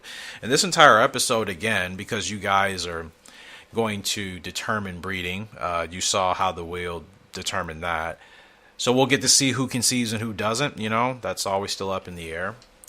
Little Vixen, she's up in this 8 furlong for a grade 3, second favorite. But, you know, yeah, like I said, there's a lot to see in this episode of what's really going to determine the next couple of years, right? Especially for Dream Cup. That's like the focus now. So we got to see who's going to work and who we could have because we're still. Butterfly Fight didn't do bad for her first time. The game really thought she was going to come close to last. She finished a lot better than I thought. So. As good as she was, she's still not obviously near the top horses in the game. And I don't know who will be. Cleopatra and Galaxy Star probably will have a better chance. I hope they have a good chance. I still don't think we have that horse yet. I still don't think we have that horse as of yet. But whenever it comes back around, I'm really going to pay attention. Because now that I know we can compete in it, we have a couple of horses at least. And we'll be putting more in there. I mean, we do have more, and we'll be putting more. I know we'll be able to gauge ourselves better. I just know we're still not anywhere close to the top horses in the game yet. But I think it's closer than it seems. She lost a head-to-head. Nope. Shake it off. Shake it off. You see, now Gemstone would have that too. I remember that. She would lose a head-to-head and then still fight back. That's what I ended up loving about her. Like, I don't know if that was stubbornness in her way that I liked for some unusual reason. I usually don't like stubbornness in people or things, but for some reason in that horse, I would remember, like, she would sometimes lose a head-to-head, but then she would bounce right back and still finish in the top 3 or the top 4 of whatever. You know, sometimes punching way above her weight. She was always expected to finish 7th, 6th in those races, and then, you know, 5ths and lower numbers happened when she was in her prime. But outside of being in her peak, she was never expected to win a lot of races. The game never gave her, like, #1 favoritism. So, great win there for Little Vixen, by the way. But, yeah, like, like I said, we're not there, but I don't think we're too far off from being able to run and hopefully beat the best horses in the game. That's always been the goal. That's always going to be my driving factor. Just to see how many times I can actually try to win it, I don't know. I guess I just want to prove that playing this way, at least figuring out what you're doing yourself, even if it's a slower way, like you can still get to beating the game. Again, there's always different ways, man. We all know that. If you play co-op games with your friends, we've all had games where if you play campaign, like for a game like, let's say, Halo, first-person shooter, if you ever played Halo, if you did co-op with your friends, you didn't beat campaign the same way every time. No way. Me and my best friend at the time, gosh, we played so much Halo. You guys have no idea. If there's any game I've put more time into the Gallop Racer, it's Halo, like 200,000%. And me and my best friend, because we were legitimate best friends since like we were like 5 or 6 years old, we we would play Halo campaign so much, like redo it on legendary, sometimes on heroic if we just kind of wanted to play with like some of like the Easter eggs or whatever, and like again we beat campaign a lot because there were things in Halo you had to unlock, and some of that was like beating the campaign on obviously certain difficulties and then beating it like more than once. So we wanted the cool stuff that you would get if you got to that point in the game, so we would play campaign over and over. And granted, we genuinely loved the campaign because we were huge Halo nerds, of course, still are to this day. So like, yeah, we just always enjoyed playing the campaign over and over because it was like our favorite game to play, right? And we loved the story. That's why Halo has been so successful. Granted, it's in a bad spot now, which saddens me to my core. But what has made Halo Halo was its story. The gameplay is still, to me, top. Well, not modern day standards, no, but Halo at its prime was top notch, like first person, type of games. If you play them, not everybody does. Some of you, that just wasn't your thing at all. Burning Wind still winning, which is again good. This is a grade 2, grade 3 thing with him. But like I said, point being, we beat campaign a lot of times. Like I think a couple dozen times in our like Halo profiles, and like I said, we never beat it the same. No matter the difficulty, if we played on the hardest difficulty, and that's actually a really good win. We weren't even supposed to win that race. Seems like talking about Halo keeps me focused, of course, but yeah, like I said, we beat the game so many different ways. We loved playing the game, so it never felt old. And granted, there was so much to do. But like I said, we found different ways to beat the game. Some ways were harder, but kind of more fun, and then other ways were easier and just kind of we breezed through it. That's all I'm saying. There are different ways to beat a game, man. Cleopatra's up in this grade 3 because she's been on the decline forever, and I don't know what else to do with her. I still think we can get titles with her. I love her. Like, she's so competitive, so strong. She just always looks like just so unimpressed about running, or maybe she's just super just kind of relaxed. She's just like, yeah, just another day. Like, she really seems like that type of horse, doesn't she? Where it's just like people want her to kind of be on her toes, and she's just not that type of girl. She's just like, yeah, I'm ready to, kick these ladies' butts, like that's the type of horse she is. But she's not gonna like brag about it. She's not gonna be all on her toes, like look at me, I'm ready. And granted, I love horses like that, anyways. I mean, I love them all. I love horses that you can tell have a more eccentric personality, and then the ones that you can tell are much more laid back. That's what I've said earlier in this episode. They're such cool animals, man. I'm blessed that we still have them because we're driving so many other things into being endangered and possibly extinct. I'm glad horses are not in that category, because that would really make me sad. Like, I love all animals, all sorts of animals, but like a world without horses, dude, I don't know, man. That would feel really weird. Would it not? Like, imagine living on this planet, but like horses as we know them, just for how we love them, they wouldn't exist. Imagine not having a creature like that in your life. Because let's be honest, if we're into horses and you're into horse racing or whatever category, you have to love the animal more than likely. Of course, we know there are people that are just into it for the financial reasons, but most people that do get into the business, you have a genuine passion and love for horses, right? You think they're really cool creatures. That's what I'm saying. Imagine not having that in your life. If they just didn't exist on this planet. Like, that would be pretty sad, dude. Like, that would really bother me. Like, I've loved horses so much. I love other animals, but not having a world with horses, that just, you know what I mean? Think about it. It would feel weird, right? That's how amazing they are. And I'm saying all that to say, like, they have their personalities, and it's just cool to see a creature like that have different type of horses with different type of personalities. Just like how we as humans have our different personalities, So I remember there was some yahoos that would say, like, oh, animals don't have personalities. I'm like, are you stupid? They're sentient life just like us. Okay? With cognitive functioning. They know how to survive. They understand they should approach us with hesitation. You know, from instinct. Like, they're not stupid creatures at all. So it's like to just know that something like a horse could have so many different type of personalities. Like, that's, you know, yeah, that's really cool, man. Yeah, easy win for her. She can still win grade ones, but yeah, I love seeing that, especially when I go to the track. Just seeing all the different horses when they're in the post parade and walking through the paddock. You know, some really light on their toes, others extremely relaxed, and then you see them go out there and win a race by like 8 lengths. You know, I mean, seeing an 8 length winner in person is freaking sweet. It doesn't look good in this game.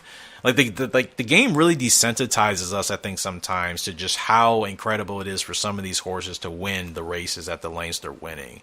You know, you do it in Gallop Racer so much, it doesn't feel like anything, right? But in reality, when you go to a race and you see how 8 lengths is actually quite a distance, you're seeing the horse in front of you in one place and you're seeing the rest of the field actually quite a ways away. It looks very different in person than it does in this game, right?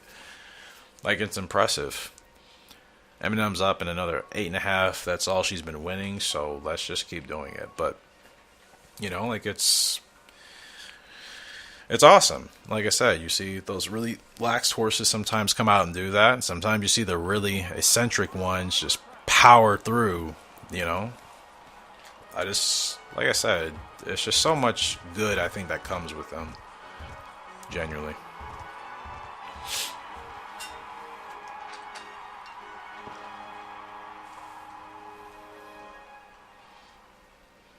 And it's crazy to think as like a type as a hooved creature, like they're even through the years of just, I mean, obviously, you know, such a long time of just domesticating horses, they were still willing to work with us. You know, like they're smart creatures. I mean, dogs, you know what I mean? Cats, even though they're solitary creatures, like dogs and horses are creatures that are like, hey, we actually like working with you humans. And we can't say that about every species, right? Some of them work with us just out of obligation to some extent, or they just aren't smart enough to, you know, kind of understand they could be better just by themselves, right? Now you think about certain apex predators, they don't work with like, they're not willing to work with humans all the time, you know, it's very rare. I would say wolves are probably the most lenient just because dogs, you know, how they are in general. Big cats, not all the time. We've all heard about big cats turning. Just, I mean, gosh, they rule a lot of the places they're in, but like I said, you know, some. Let's get going.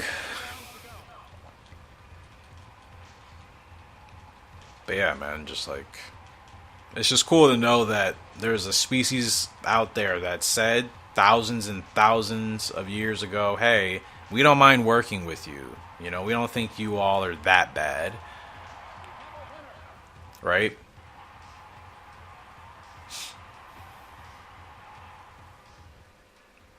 I mean, just think about it, how when you're riding a horse, how you're able to control it with just subtle movements. That is a long time of real bond and development between man and creature, you know, vice versa, right? It's the same thing with dogs, how some people's dogs are trained so well and just everything that you do with them, you're just, you know, you're basically in sync. Like, that's long time development, and that requires a species that also is willing to contribute to that. Horses know what they can get out of the deal as far as grooming, being taken care of, having food, protection from humans, especially obviously if you have them. You know what I mean? And wow, my gosh, Eminem, my master, she is really. I'm glad I picked her up, dude. I didn't know initially at first because of that ability, but gosh, it doesn't really happen that often like I thought it would, and she is a freaking flyer on the dirt. Oh my goodness. Yeah, the one horse I actually get with that clown Silver. I'm kidding, he's not a clown. He just annoys me in my playthrough, but like, gosh, that type of horse, okay. And he would have a horse like that too. Like, oh my goodness. He would totally be the trainer in real life that owns a horse like that. If he was in the real world of like the Bob Baffords and all the trainers, like he totally would have that type of horse. Yeah, we're gonna call it Eminem, my master. You know, this is like, uh, we all know one. We all know one. There are some trainers that just nobody likes, man. For good or bad reason, right? Whether it's their success or whether that people just don't like the way they run things. There's always one. So, Little Vixen. Are we putting her in the cherry cup? We still haven't even raised Vivid Eyes yet. Gosh, why am I dragging along here? Alright, hold on. Let's put my master in another dirt race. Actually, she's ready for the GWS, but she'll be in the green. Let me see. You know what? I'm going to toss her in this race. I just want to see what she does.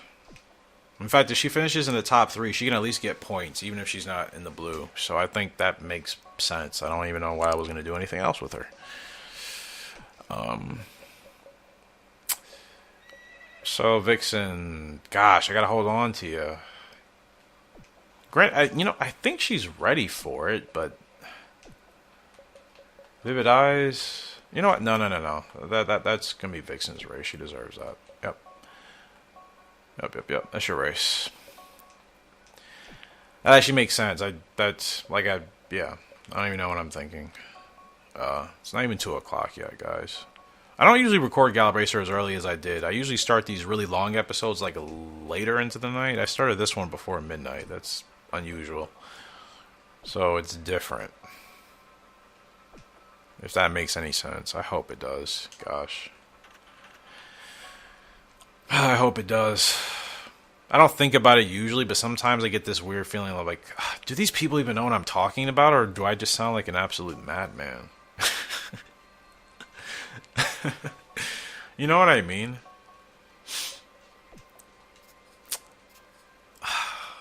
Why are you going to be impatient only for a 2.5 month layoff?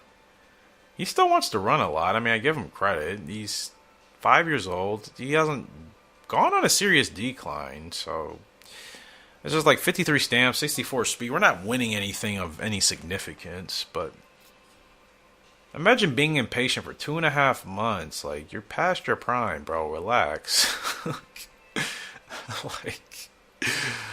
Like, my dude needs to calm down just a little bit. You're okay, bud. You know, we're still gonna race you a lot. You're fine. He's acting like we're not gonna race him enough. He's like, 2.5 months. What do you mean? Like, relax. We're gonna race you still. You know, pipe down. You're okay, bud. 2.5 months. Everybody else is okay with that. Burning Wind's like, 2.5 months. What are we?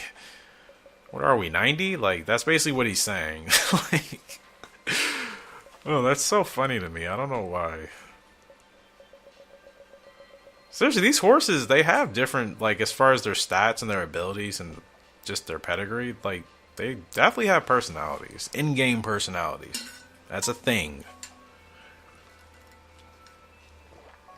You know, because, like, they all don't behave the same.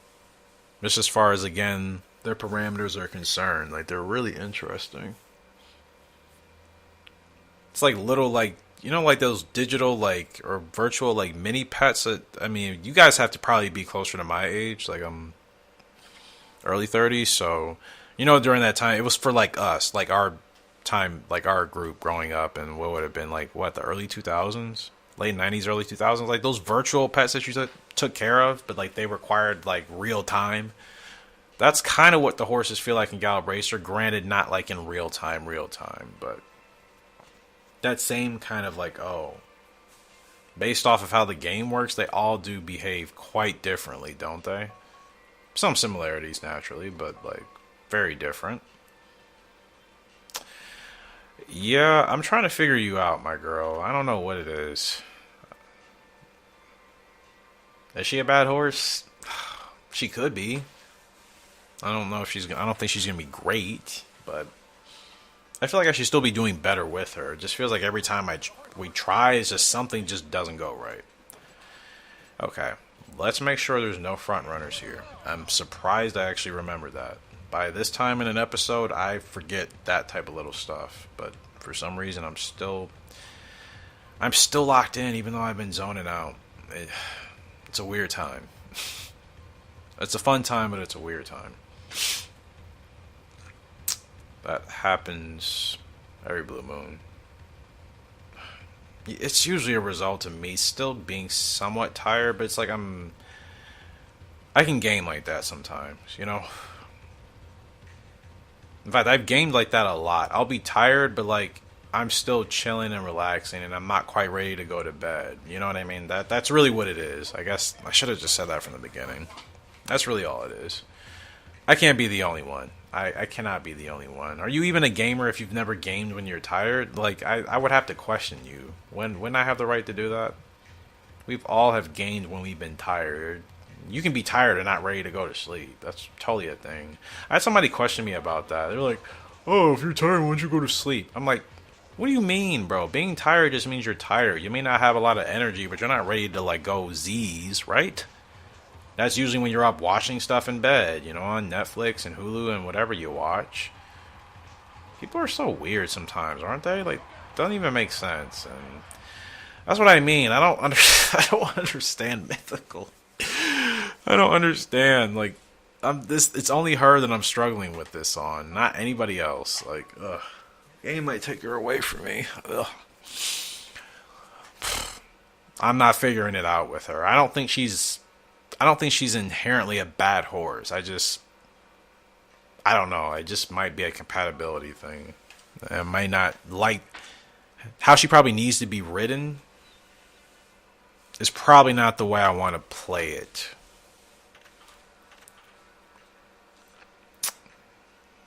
That probably sounds weird.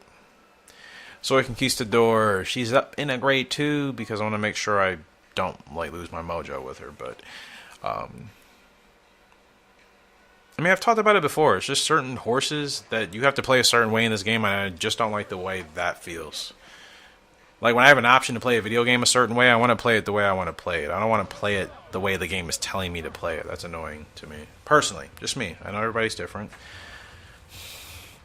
I mean, obviously some of the best gamers out there are people that play the game exactly how it wants to be played, right? I'm not always into that. I'm usually not. I like playing the game how I want to play it. If I can still get the same results. That's all it is. That's part of, like, video gaming. Like, that's part of the challenge, is it not?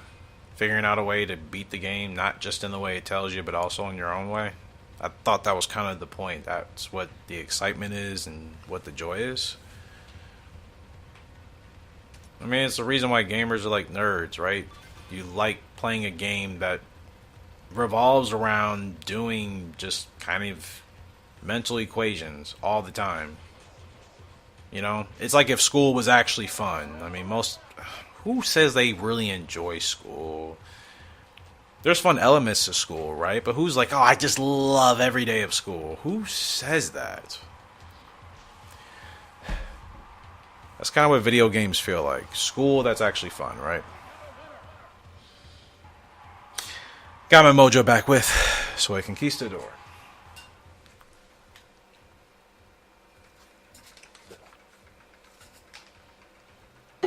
Needed that.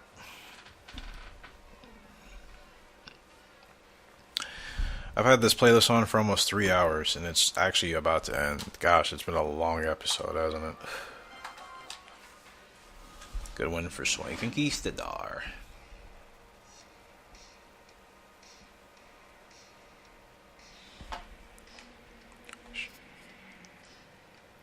It's always people racing around my street.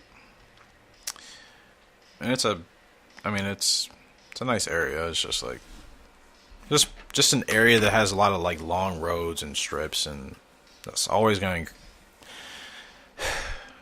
encourage people to do certain things. Shall lights up. Grade 3, 9 furlongs.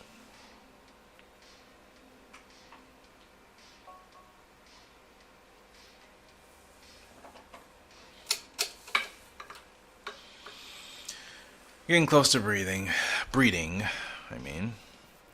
Breathing for breeding, there it is. Western Tiger with the record here.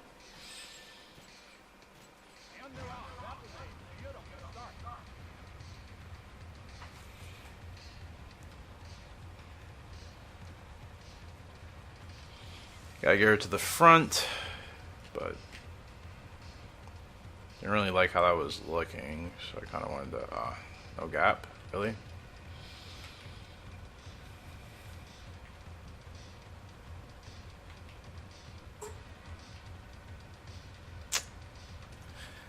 Yeah, I should have gotten through there a little bit sooner.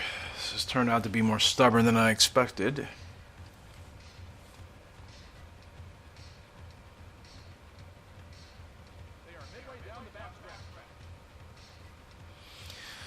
Okay.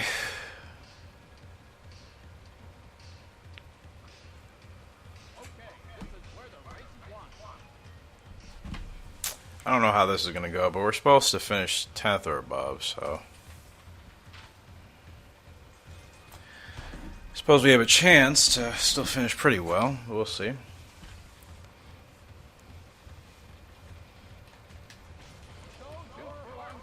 Okay, she's got a good run off the corner here. There's Strong Heart. Not supposed to win this race. She lost the head-to-head, and guess she's gonna kind of call it there. Well, that's unusual. We've lost head-to-heads, and she wouldn't fall out of the order like that, so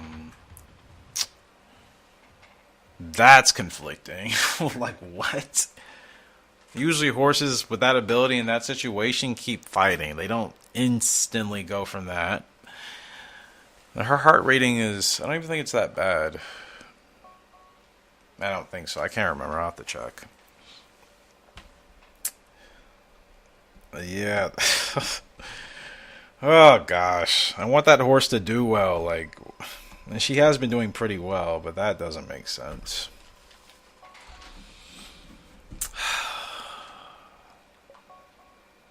Darn, like, what happened there? 50 or 45? I mean, yeah, it's not good, but gosh. I mean, how good does it have to be for her not to get discouraged in that type of situation? I haven't had that on a horse in a while. I mean, she's still growing, but, like, still.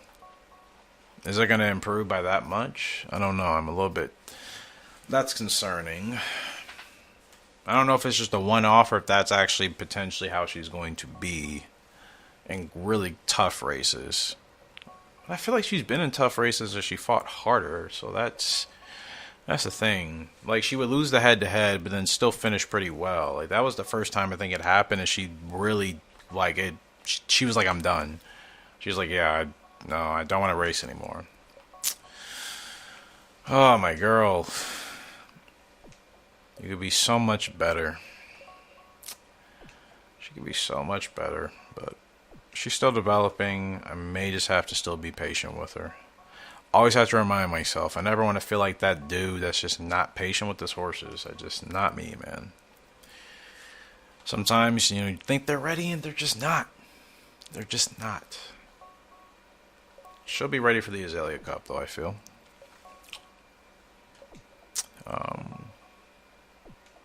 Yeah, I'm like, ugh. No bueno, no bueno, no bueno. What are we gonna do? What am I gonna do?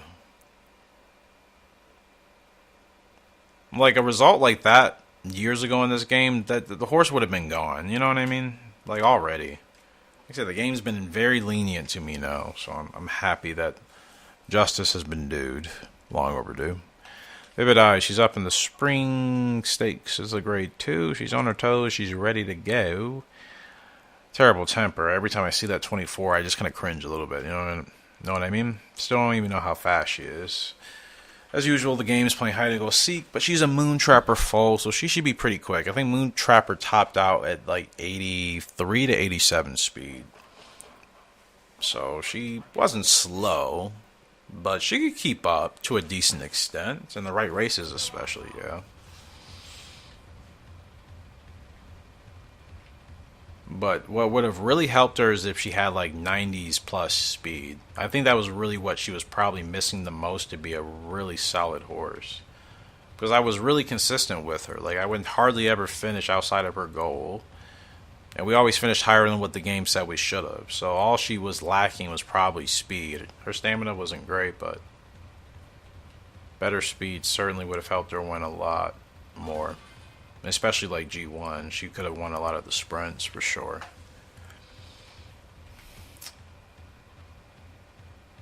But, you know, it is what it is.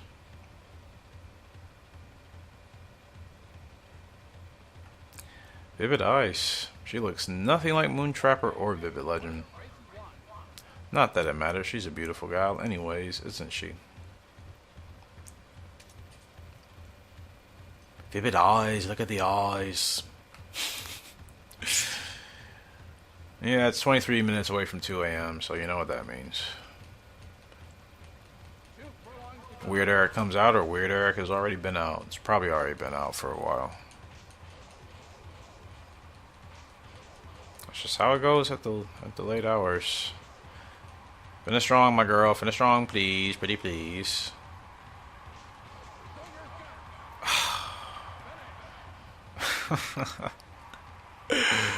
Why are they replaying it? That we lost the head-to-head. Like, just no need to pour salt into the wound. There was no need for, like, we get it.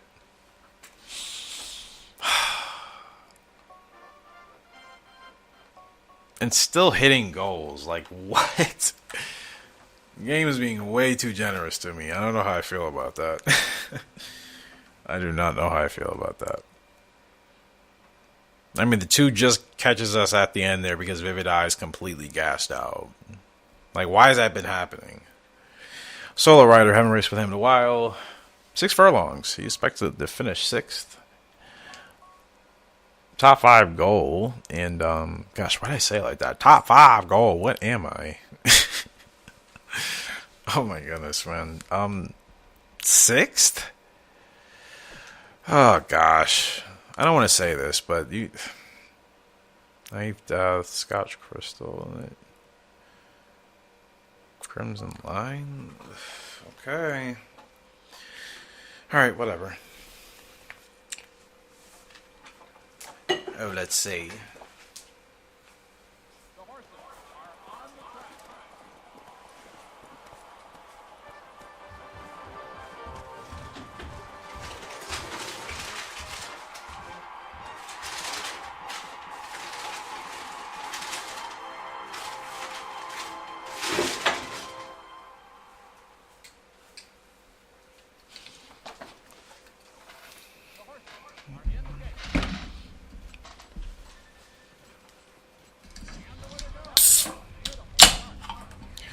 Sorry about that. I could edit that out, but what would be the point? This is no different than if I was live streaming, right? And I'm drinking stuff. You don't mute that stuff in live stream. Everybody just hears it. Unless you're like saying, oh, I'm going to the kitchen. Then different story, right? It's just in Arizona, man.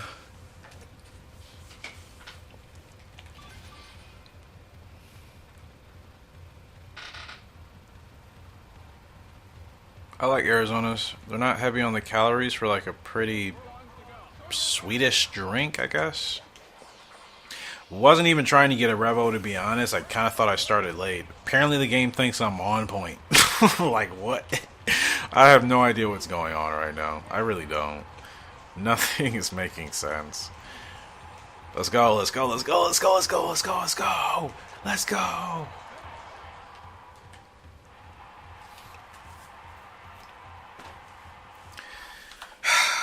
I'm not crazy, okay? I'm not crazy. When I say I feel disrespected with this horse every time they tell me where we're supposed to finish, that's the S word I'm talking about. That's the exact S word I'm talking about. Game completely disrespected. Why? I've been saying it. Why doesn't the game want me to be good with Solo Rider? Is it because he comes from Moontrapper? That's too much of a coincidence. I don't believe it. The game is not that intelligent, right? It doesn't understand that. First place, perfect race. Solo Rider is a good... I've lost one race, people. Just one race. Just one race with the dude. And I shouldn't have. That's, again, on me. I'm just emphasizing, like... What is with not giving us the favoritism at this point? It doesn't make sense.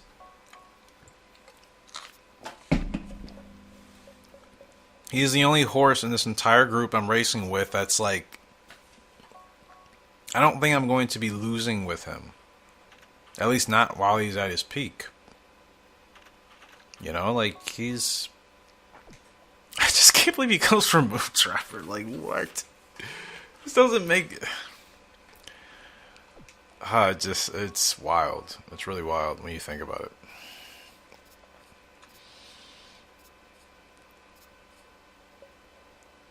Like one loss, and then it's been just wins and winning when the game says no, you're not supposed to win. That clearly says we're doing something better than expected, at least with this particular horse. What is your max distance? This is why is it not telling me that? It would be nice to know. I don't want to run him too far outside. Like, could he run this? Probably, but that's a long race.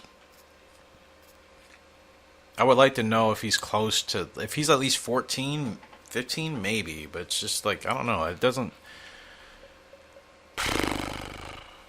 seem like a good use of time. I guess we should just go for like. I don't think he's fast enough for the sprint. 79 though? I mean, it's a mile. This horse is so basic too, like stretch burst. Like that's all he has. Has a latent ability in the southpaw. Like okay, you don't pay attention to that really. Stretch burst. That's it. From Diamond Plan as a stud and Moon Trapper as the broodmare. Like it just, oh my goodness, it's really, really, really wild.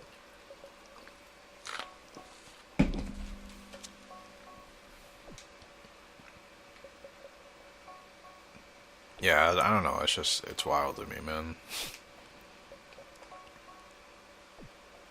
Like, of all the horses for me to be doing really good on, that's the type of horse. It's just like that. It's pretty basic. It's not even like all that special, obviously, because the broodmare wasn't that great. So it's just like, of course, that would be the type of horse that I would be able to excel on.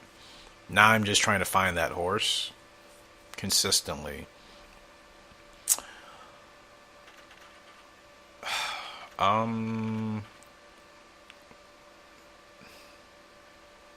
Yeah, she'll hit 70s with stamina and power and heart.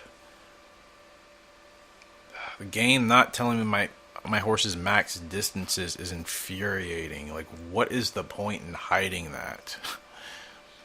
Second cup? Uh,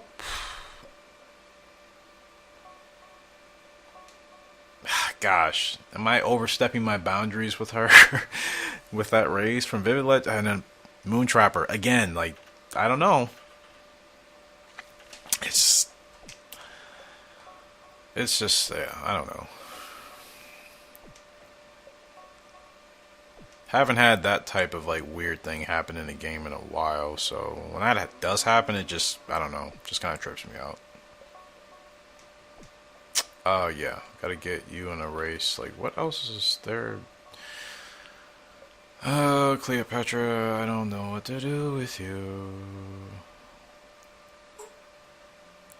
So, mid-long, quick sprint champ. Like, gosh, I feel like I tried. Didn't I kind of try that and it just seemed like it was hard to win? Because she's not that fast anymore. I don't, like, what else do I go for? I'm drawing blanks on titles. Ugh. Those other ones are way more specific, and it's just like, I don't know. Is that worth it? Could she run on the dirt at all? Have I tried her on the dirt? Is it worth trying her on the dirt? Like, she's already got mid and long champ. Sprint champ, again, I don't think she's fast enough for her. So, like, I don't know. Dude, why is Steam open? I'm not even playing anything on here. Yeah, I don't know what to do with her. Like, I'm not putting her in a GWS. Yeah, there's like really nothing else for her to do grade 1 wise I think would be worth chasing. And just some of it she just can't chase. I guess I'm just gonna have to stick her to like grade 3s and grade 2s. Seems a bit anticlimactic. Not to say she hasn't had a great career. I mean, any horse that wins 14 grade 1s regardless is still, you know, decent racehorse in this game standards. In reality, that's insane. Not insane, but that's like, wow, that's a fantastic horse. That doesn't happen that often these days. In the game, it just like I said, the game just kind of desensitizes you to that. You're just like, oh yeah, 14 grade 1s.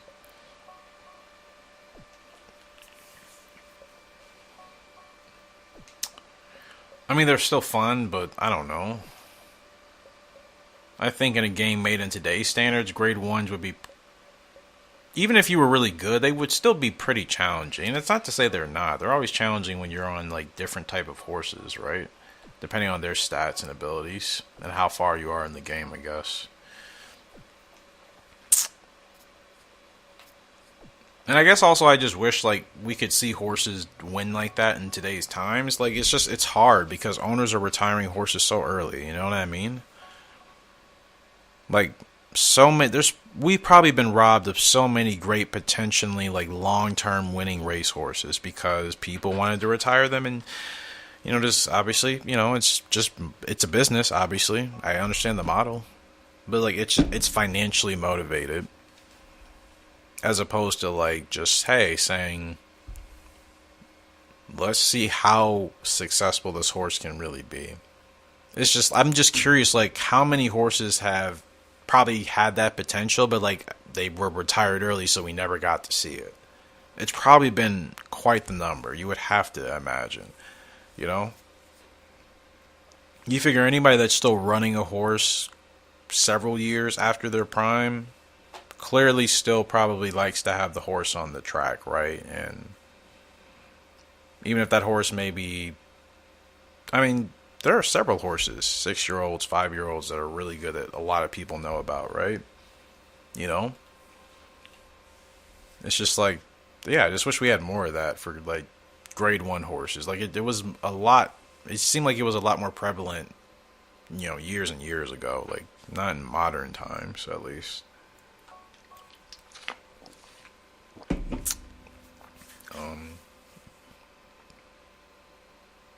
Like, I mean, imagine Flightline could have been that type of horse. Like, come on, you know what I mean? That dude could have won so many more grade 1s for years and years at the rate he was running at. I don't think he was the type of horse that was clearly going to fall off majorly. He's the exact type of horse that we could have saw become that, like, double-digit, multi-time winning grade 1 horse, but, like, didn't get there. I wish I could see that more. And I mean, I think a lot of people would enjoy that. Doesn't mean all the time. It's just, it wouldn't be as uncommon of a thing.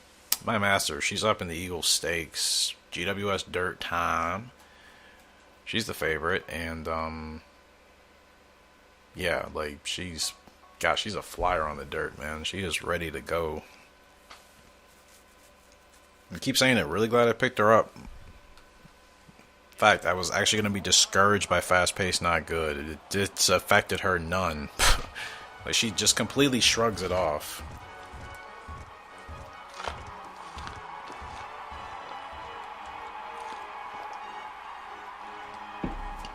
Like it's almost as if she's saying because she's such a fast dirt horse. She's like, I don't want to run this fast. This is not fun for me, but she'll still run that fast anyways and win. She's that type of horse.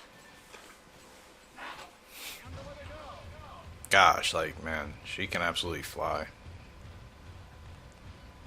Love that she's got the yellow shadow roll. I love the horses in the game with this look that have the yellow shadow roll. I don't know why. Just think it's a nice aesthetic. And it does match the uni, partly, so that's... I guess there's some bias there, isn't there? Shame on me, shame on me. I really try not to be biased to myself, that feels weird. Just late start, late start. I don't think it's a problem, though. I don't think it's a problem. I don't think it's a problem. I don't think it's a problem. I'm not panicking. I'm not panicking. I'm not panicking. Should I panic? I should start to panic. Too late. Even with all her speed, if I start a little bit too late, I ruin the opportunity to showcase it properly.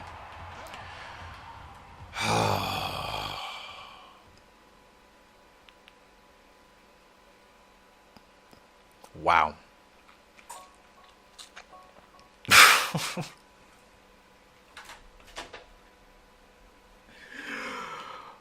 Oh my gosh, dude. Epic, epic, epic fail.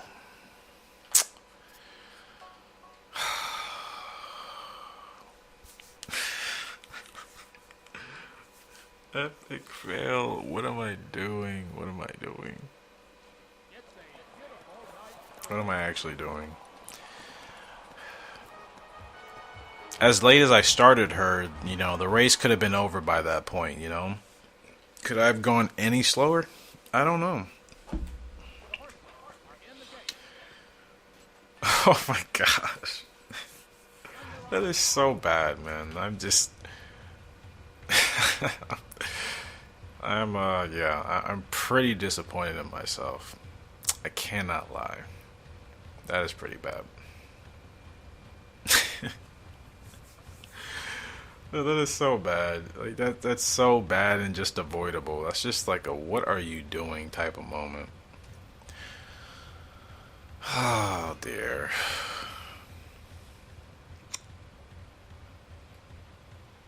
I mean, granted, those horses were tough, but like, oh my goodness, dude, I just needed to start her sooner. I waited way too long. Like everything was going smooth, and then I wait till way too late. And can't do that in that type of race ever. It always ends up backfiring. So it's like, yeah, don't do it. Oh dear.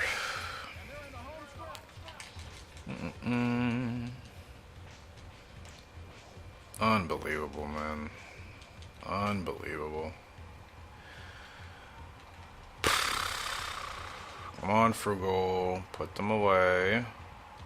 Who is that? Only Dream? Are you kidding me? Stays tough, Frugal. I have no idea. I could have got us. Could have got us. Yeah. Wow. My gosh.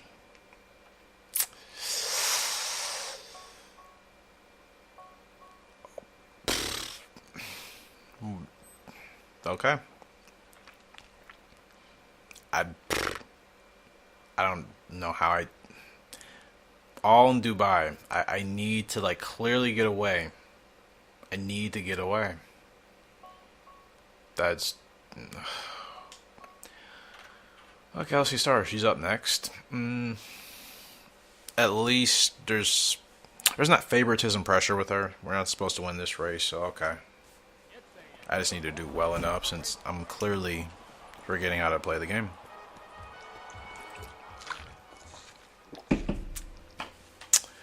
Ay. Don't know what I could have done differently with Frugal. My master, that was, again, just too late. Like, what do I do to prevent Only Dream from getting us on the line? Did I start her too soon? Should I have held her more?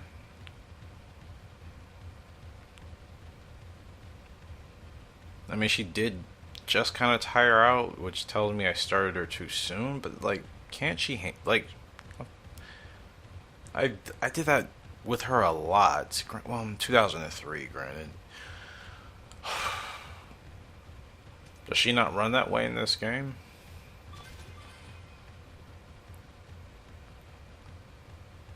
No, she does.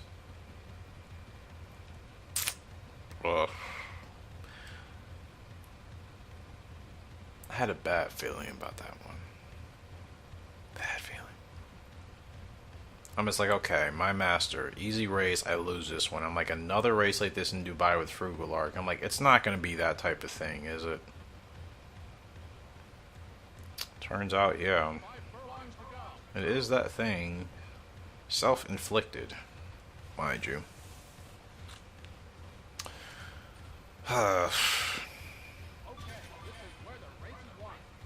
It's just an annoying way to lose, man.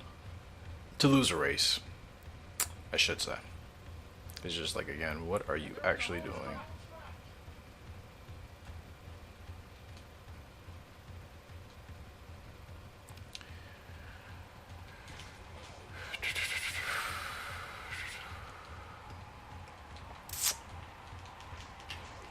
Now, she's not supposed to win this race, so I just need to finish in the top 3, but... Wow, imagine, she actually holds on strong enough for a top 2.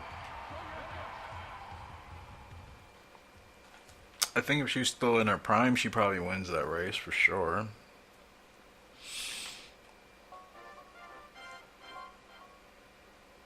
Yeah, didn't look too flashy at all, so I don't know. Gosh, that's so annoying. So annoying. Like, both races were winnable and they were favorites. Like, it's just, those were 2 bad races. I just kind of feel like a dope for that. Oh, it's breeding time. Gosh, like, that's almost that's such a sour way to send it into this part of the video, which is pretty much going to be, I guess, closer to the end. Yeah, basically. Like, ew, dude. Those were so... Oh, gosh. Okay, here we go. What can I do? What can I do? Except, obviously, make a joke of myself, because that's what it is. Chasing Hearts. Who do we... Ran Will said, Gentle House. So... He's in, like, a lot of these, I just realized. He's, like, if not, he's in, like, all of them. He's, like, almost in all of them. Well, we gotta take the chance. It was selected by fate, so it just has to happen, okay? Black Ruby and Gentle House. Yeah, I think they're, like, all Gentle House, except for one.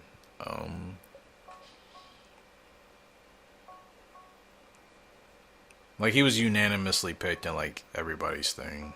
With, like, several different breeding pairs. So, obviously, he's a... That's a family we gotta... You know, that's a pedigree we gotta work on. He's stargazing and real happy. She's real happy. And he's... Well, I'm not gonna sing that song, but, yeah. Thank you. I'm so glad you approve. Like, I don't care. I don't care, dude. Like, is that really supposed to make you be like, oh yeah, awesome? Is it really? I don't know. It just seems annoying to me.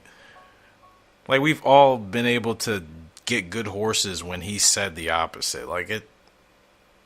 Yeah, there may be some truth to it for certain horses, but it's not like an absolute death sentence all the time. Like, you can get great horses when he says, I don't think they're compatible, you know? Like, it's just...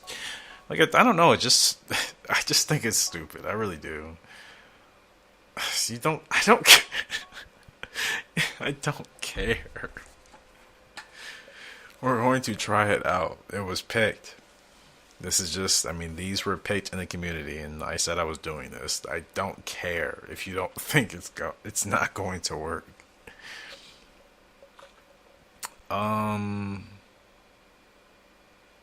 Okay, Chasing Hearts, Gentle House, Black Ruby, Gentle House, we got Formal Opera, Toxic Blonde. Yeah. Gentle House, do I have it twice? No. He stargazing and real happy. Who am I missing? Oh, I forgot. Gentle House is with, he's just with Chasing Hearts. Oh, Chasing Hearts and Black Ruby. Okay. Gosh, I'm just misreading everything. Gentle House and Tigris of Stone. That's what I was missing. Oh, Gosh. I am like so focused and not focused. It's driving me nuts. I don't understand.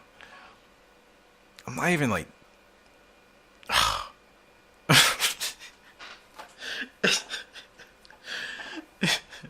Is this a joke? Dude. I can't. I cannot deal with this. This is. Okay, whatever, man. Free Fear and Golden Boy. It doesn't matter what he's saying because if this is what the community voted on, this is what we're doing. Oh, I think this is gonna be like I don't care. I really wish I could turn it off. You guys don't understand. I totally understand the point of it in the game, and I know how it works. It's just, I just think it's so stupid. What if none of these are actually compatible with Gentle House? That would be insane. When you think about it, if he's actually right, that would be really insane. That's also kind of why I'm laughing out here. Because I'm like, that would be the craziest thing that's probably ever happened. Or like this has been like a, like it just would be like, why would this not work if this was like a community effort? You know what I mean? Like it just that would not make any sense to me. And then his stupid animation. I don't know. It's just giving me a good laugh. I mean, I'm not taking it serious. I'm really just being funny. I'm just like, why is that thing such like a? It shouldn't be a death sentence, is what I'm saying. As far as like whether your horses are going to be good or not. I understand it's supposed to be like an advisory thing, like, oh yeah, I don't think you should do this, but try it out anyways. Like it's not telling you. Yeah, I mean, I don't know. It's so goofy. Okay, so we have Chasing Hearts and Gentle House. We have Toxic Blonde and Formal Opera. We have Tigers of Stone and Gentle House. We have Real Happy and He's Stargazing. Butterfly Effect and Gentle House. Free Fear and Golden Boy. Moon Trapper and Gentle House. And Black Ruby and Gentle House. If you look at the number, on average, this is the highest we've had for every single breeding pair. Most of our years, we've always had up and down numbers, right? Really low, really high. Like everything is like average, like mid-range average. We've never had like this type of consistency with every breeding pair. Granted, Gentle House is responsible for a lot of that, but still, like it's solid across the board. Like it's getting higher. Nothing's below the 20s. Wow. That's the first time ever. Gosh, now I'm kind of nervous. What if this little dude is right? I don't think these are going to work. Like, what if he's right? Like, quack, quack, what the F? Okay, here we go.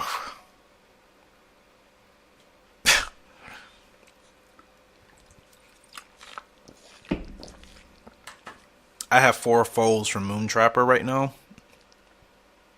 And I'm just saying as far as what, like 4 from her in total. 2 are on track. A couple more are coming. Like 3 or 4 more are coming. That's the only one that didn't work. And like I said, I have enough Moon Trapper horses now where it's like I think I could be very happy for a while with what she's provided, Because half of them are still not even racing yet. So the fact that everything worked except for that one, which didn't need to work anyways, this is what I mean. This is what I'm laughing. You guys, I'm not crazy. This is what I mean. Like, it doesn't matter what that little dude is saying. It really doesn't. It does not matter what that little, I don't think, or I do, like, who cares what you think? It doesn't always mean it's not going to work. That's why it's like, just do it if you want to do it anyways.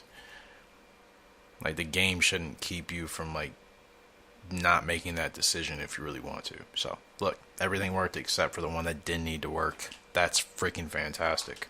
That's, like, success. That's 7 out of 8. Wow. Wow. Wow. That's freaking awesome, dude. That's awesome.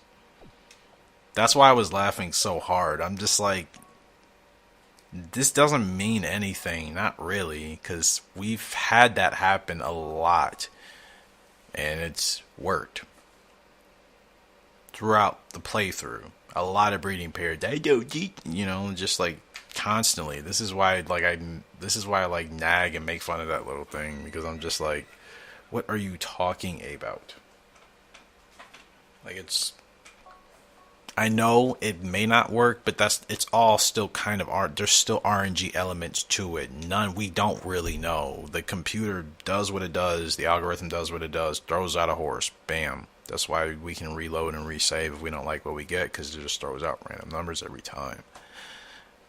It's like, I don't care.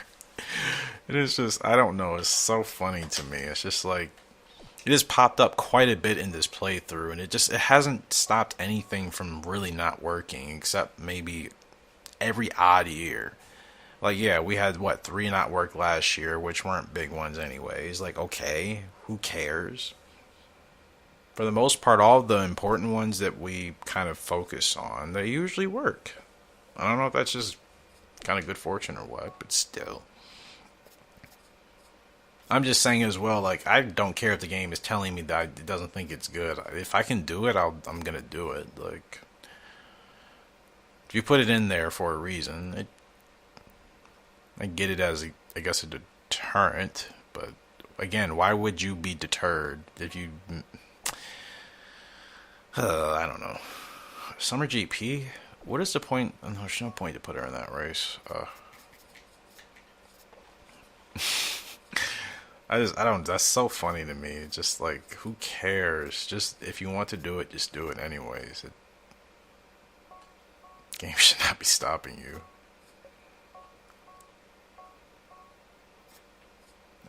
And it was just funny too, because he said it about like a majority of those breeding pairs. I don't think they're going to work, or I don't think they're compatible. Okay, I don't care. This is what the community wanted, so we're doing it anyways. Kiss the butas. Like, be quiet, you know? These are horses we want to breed together, so we're gonna do it.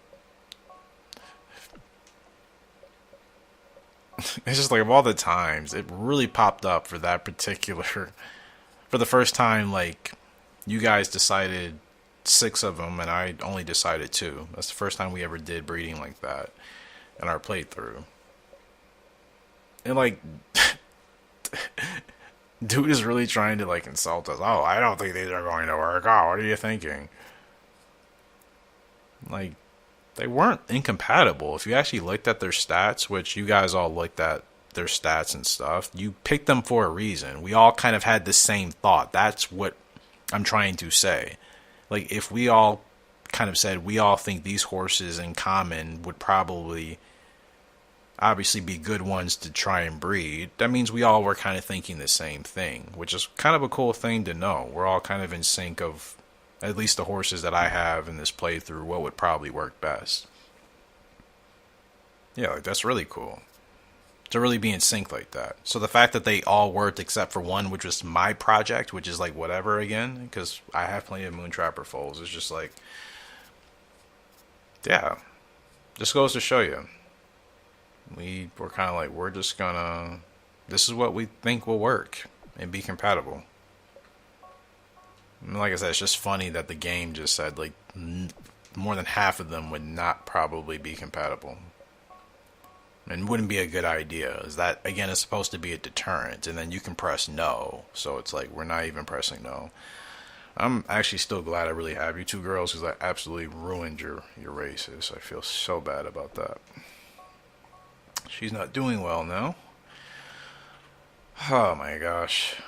To lose to be on the losing streak like that, and granted, she's still in the hunt. Like, we can still win the GWS Dirt with her.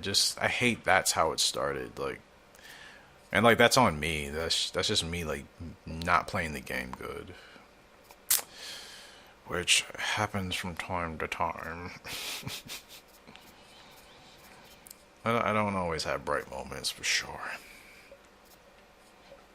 I'm just not in the moments, I should say. I just kind of zone out at the wrong time, and it's like, bad time, dude, bad time. Oh, She can't race until July for the next GWS dirt race, but like I don't have a choice, so gosh, I hate that they're so spread out during the summer and then they're just all jammed in like the last 4 months of the season. I mean, I get it, but I just wish there was a little bit more in the summer because that's what always makes it a little bit tough in the end if there's like really good dirt horses you're racing against. I don't think any of those horses were particular. I mean, we were supposed to win that race. She's better than those horses. I didn't do what I was supposed to do, so I blew it. Yep. Quack quack. Sound the duck alarms. Goofy play. Gosh, this has been like a 3-hour long episode. I don't know if I've done a 3-hour long one in a while. Gosh, I didn't realize how much. We had way more racing than I expected, honestly. And I was just like, I was committed to it. So I wanted to get through it. But gosh. And like I said, it's a lot more. Things are developing better now. I mean, like, we're seeing our horses are getting better. And, like, we're doing better for the most part. Like I said, I dropped a couple of races, yeah. But most of them, I mean, I won or did what we had to do. So it's like, okay. Pretty decent. Like, I mean, yeah, we did lose a mythical. I didn't even realize that happened, but whatever. I don't know.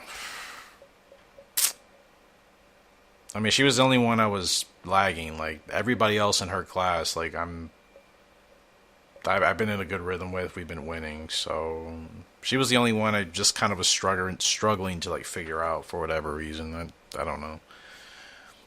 So it's like, it's a bummer, yeah, but it's not the end of the world. Sometimes you just have those horses, like I don't know. I think everybody has had that horse, sometimes more or less, but we've all had them. No worries though, everybody else is doing better.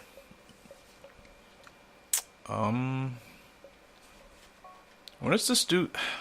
I guess the game still doesn't consider a mess yet. I guess that makes sense. He should be, though, by now. I mean, he's not winning a lot, but still, like... I don't know. Well, maybe not. Maybe he needs more wins. Ellie Darby, who's in this? Lovely March and Winged Page. You have no abilities. You're so basic. But not bad. Winged Page, you are furious, but I know about you. Gosh. You're mad? You know what? I'm taking a chance. Sorry, Tanaka. She is going to be mine for the time being. Colin's gonna have Lovely March, that's fine. That dude was not impressive. She, on the other hand, well, I know she's a good horse, so yeah.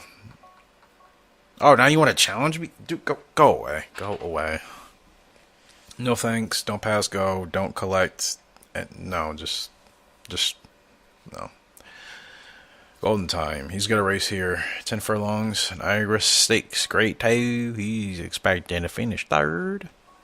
And our boy is on the decline, but he hasn't quite fallen off the hill yet. That's what I would say. Maybe if I grew up as a rancher. Can't say I did, though. Because I did not grow up on a ranch. I think if you did, that's cool. Like, I always admired that, but I wasn't born on a ranch, obviously. Oh, yeah, no.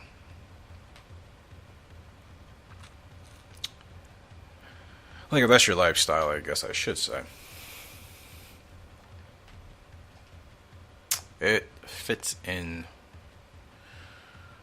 And granted, people from, into horses and horse racing in general, if you're talking about that specifically, I mean, There's various backgrounds, obviously. Whether you grew up in the city, ranch, like, so, I mean, wherever it is, like, whatever.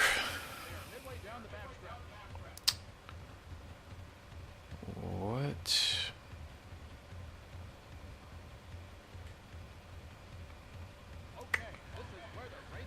Hmm. I'm just trying to think for him this year, like, what should we do?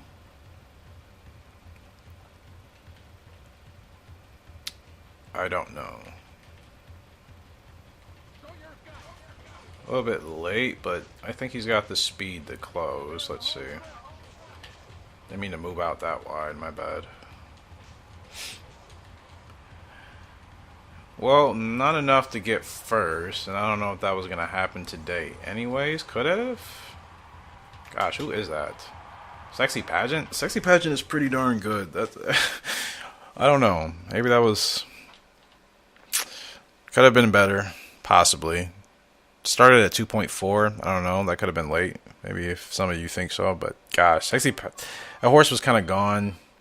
Gave me B's for the spurt, the feel, and the start. Yeah, I don't know. It could have been more on me. Like, was that winnable? Yeah. Was Sexy Pageant still clear by quite a margin? Yeah, it usually doesn't take off on us like that all the time. Like in certain races, sometimes a horse just the AI actually end up doing like a decent job of like just running a race really well, and if you kind of don't obviously hit it like right on the mark, yeah, happens to everybody. I haven't worked with this horse ever, so like I said, I'm trying new things. Kinda.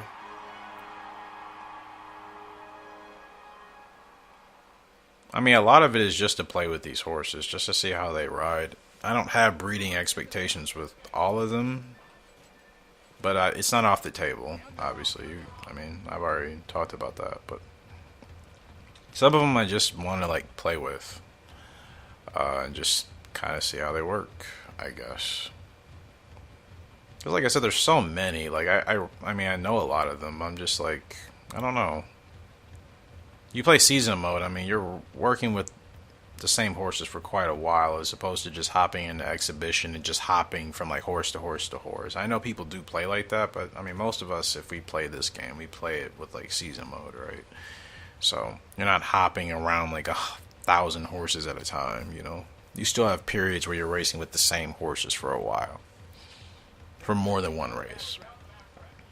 So like I said, you know, you see all these horses' names, but it's like, how have you raced with all of them that you recognize, like every single one? Maybe some of you have, I'm sure, but as the average player, I don't know. I think people would be lying if it was like 90% of people said they've raced with every single horse's name that they've seen. I think just you compete against them and you remember their performance, but it's like, can you say you race with that horse too? Well, she rips around the corner pretty nicely. Does Wing Page.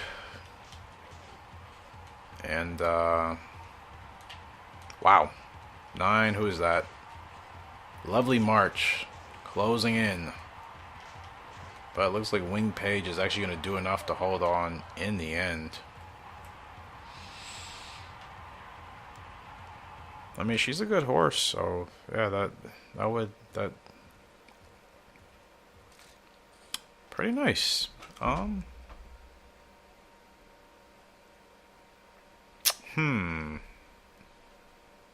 feel like I haven't paid enough attention to Wing Page now that I think about it.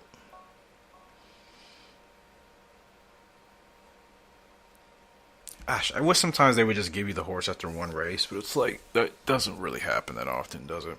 It's like you have to at least get a couple, and it's like, I have to be actively searching.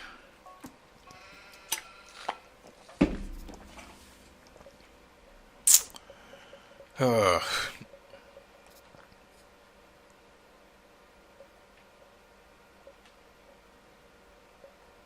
It would be nice if she was just available somewhere, you know. That would be nice, but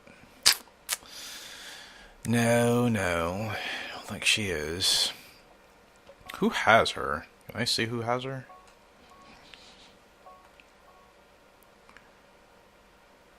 Um, yeah, this is sorted by wins. Or is it? Um,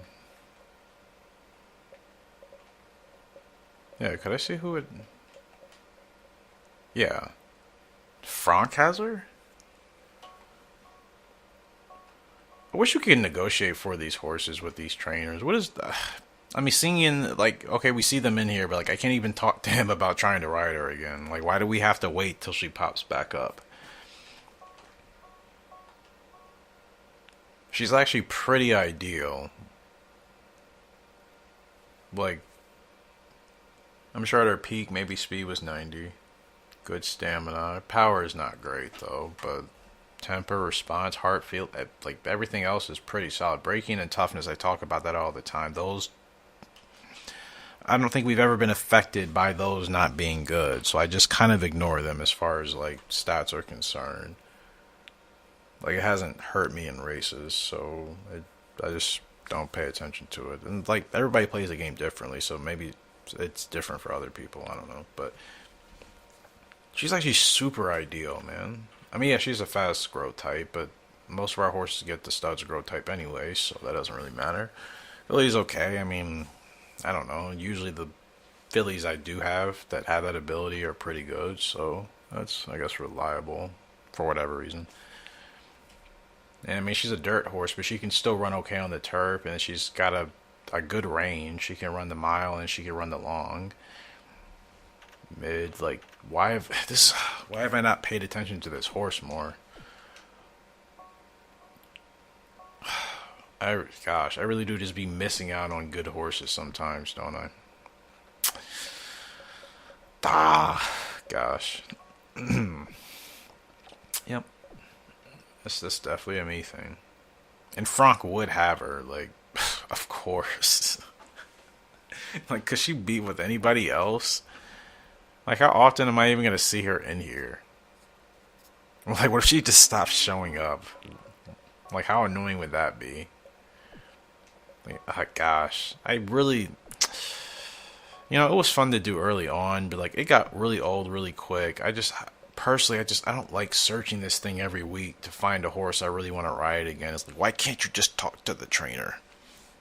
And at least you can set up a ride, even if it's a couple months in advance. You know what I mean? Like, just why couldn't the game have made that easier for us? Why do we have to search, search? Like, that's so monotonous, is it not? Be honest, is that not monotonous to do as opposed to just giving us the option to just talk to the trainer and be like, hey, can we ride? Make a request. Like, come on, games like this at this time had those type of options even still. Think, like, they did. I mean, come on, freaking N64 Zelda games were like that in the early 90s, dude. You know what I mean? Like, games had that type of, like, interaction in the 90s. Like, so why would they not have made that a feature in this game that came out in like 2003? 2002, 2003 is when they were making it, right?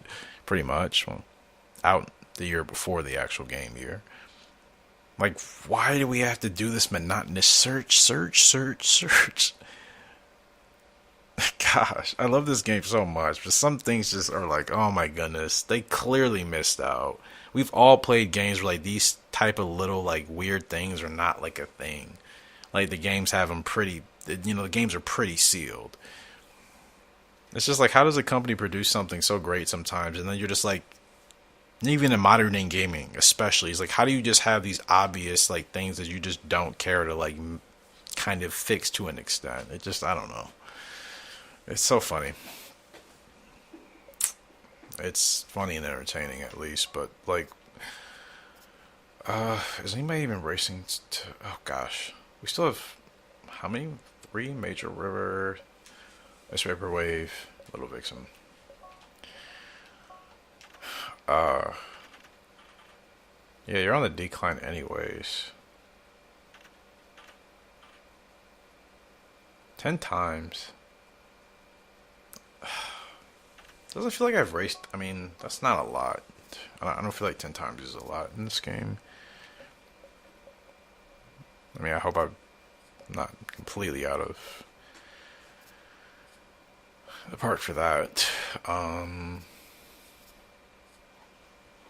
don't know. Yeah, 10?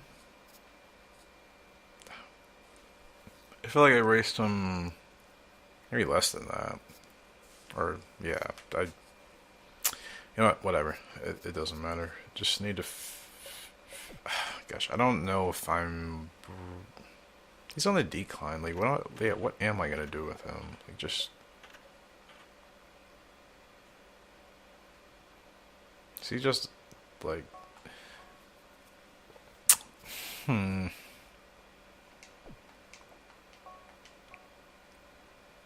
Like he's already losing speed a lot. Like, ugh.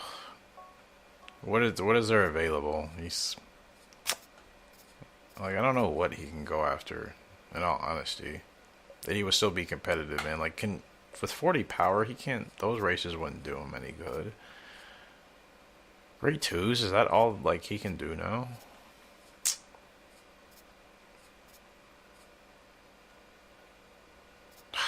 I don't. Gosh, I'm conflicted. I like don't know. Like, you know, it doesn't matter, does it? Uh, there's really like nothing available for him, anyways. Like, there's none of these races really make sense. Like 12 furlongs for what?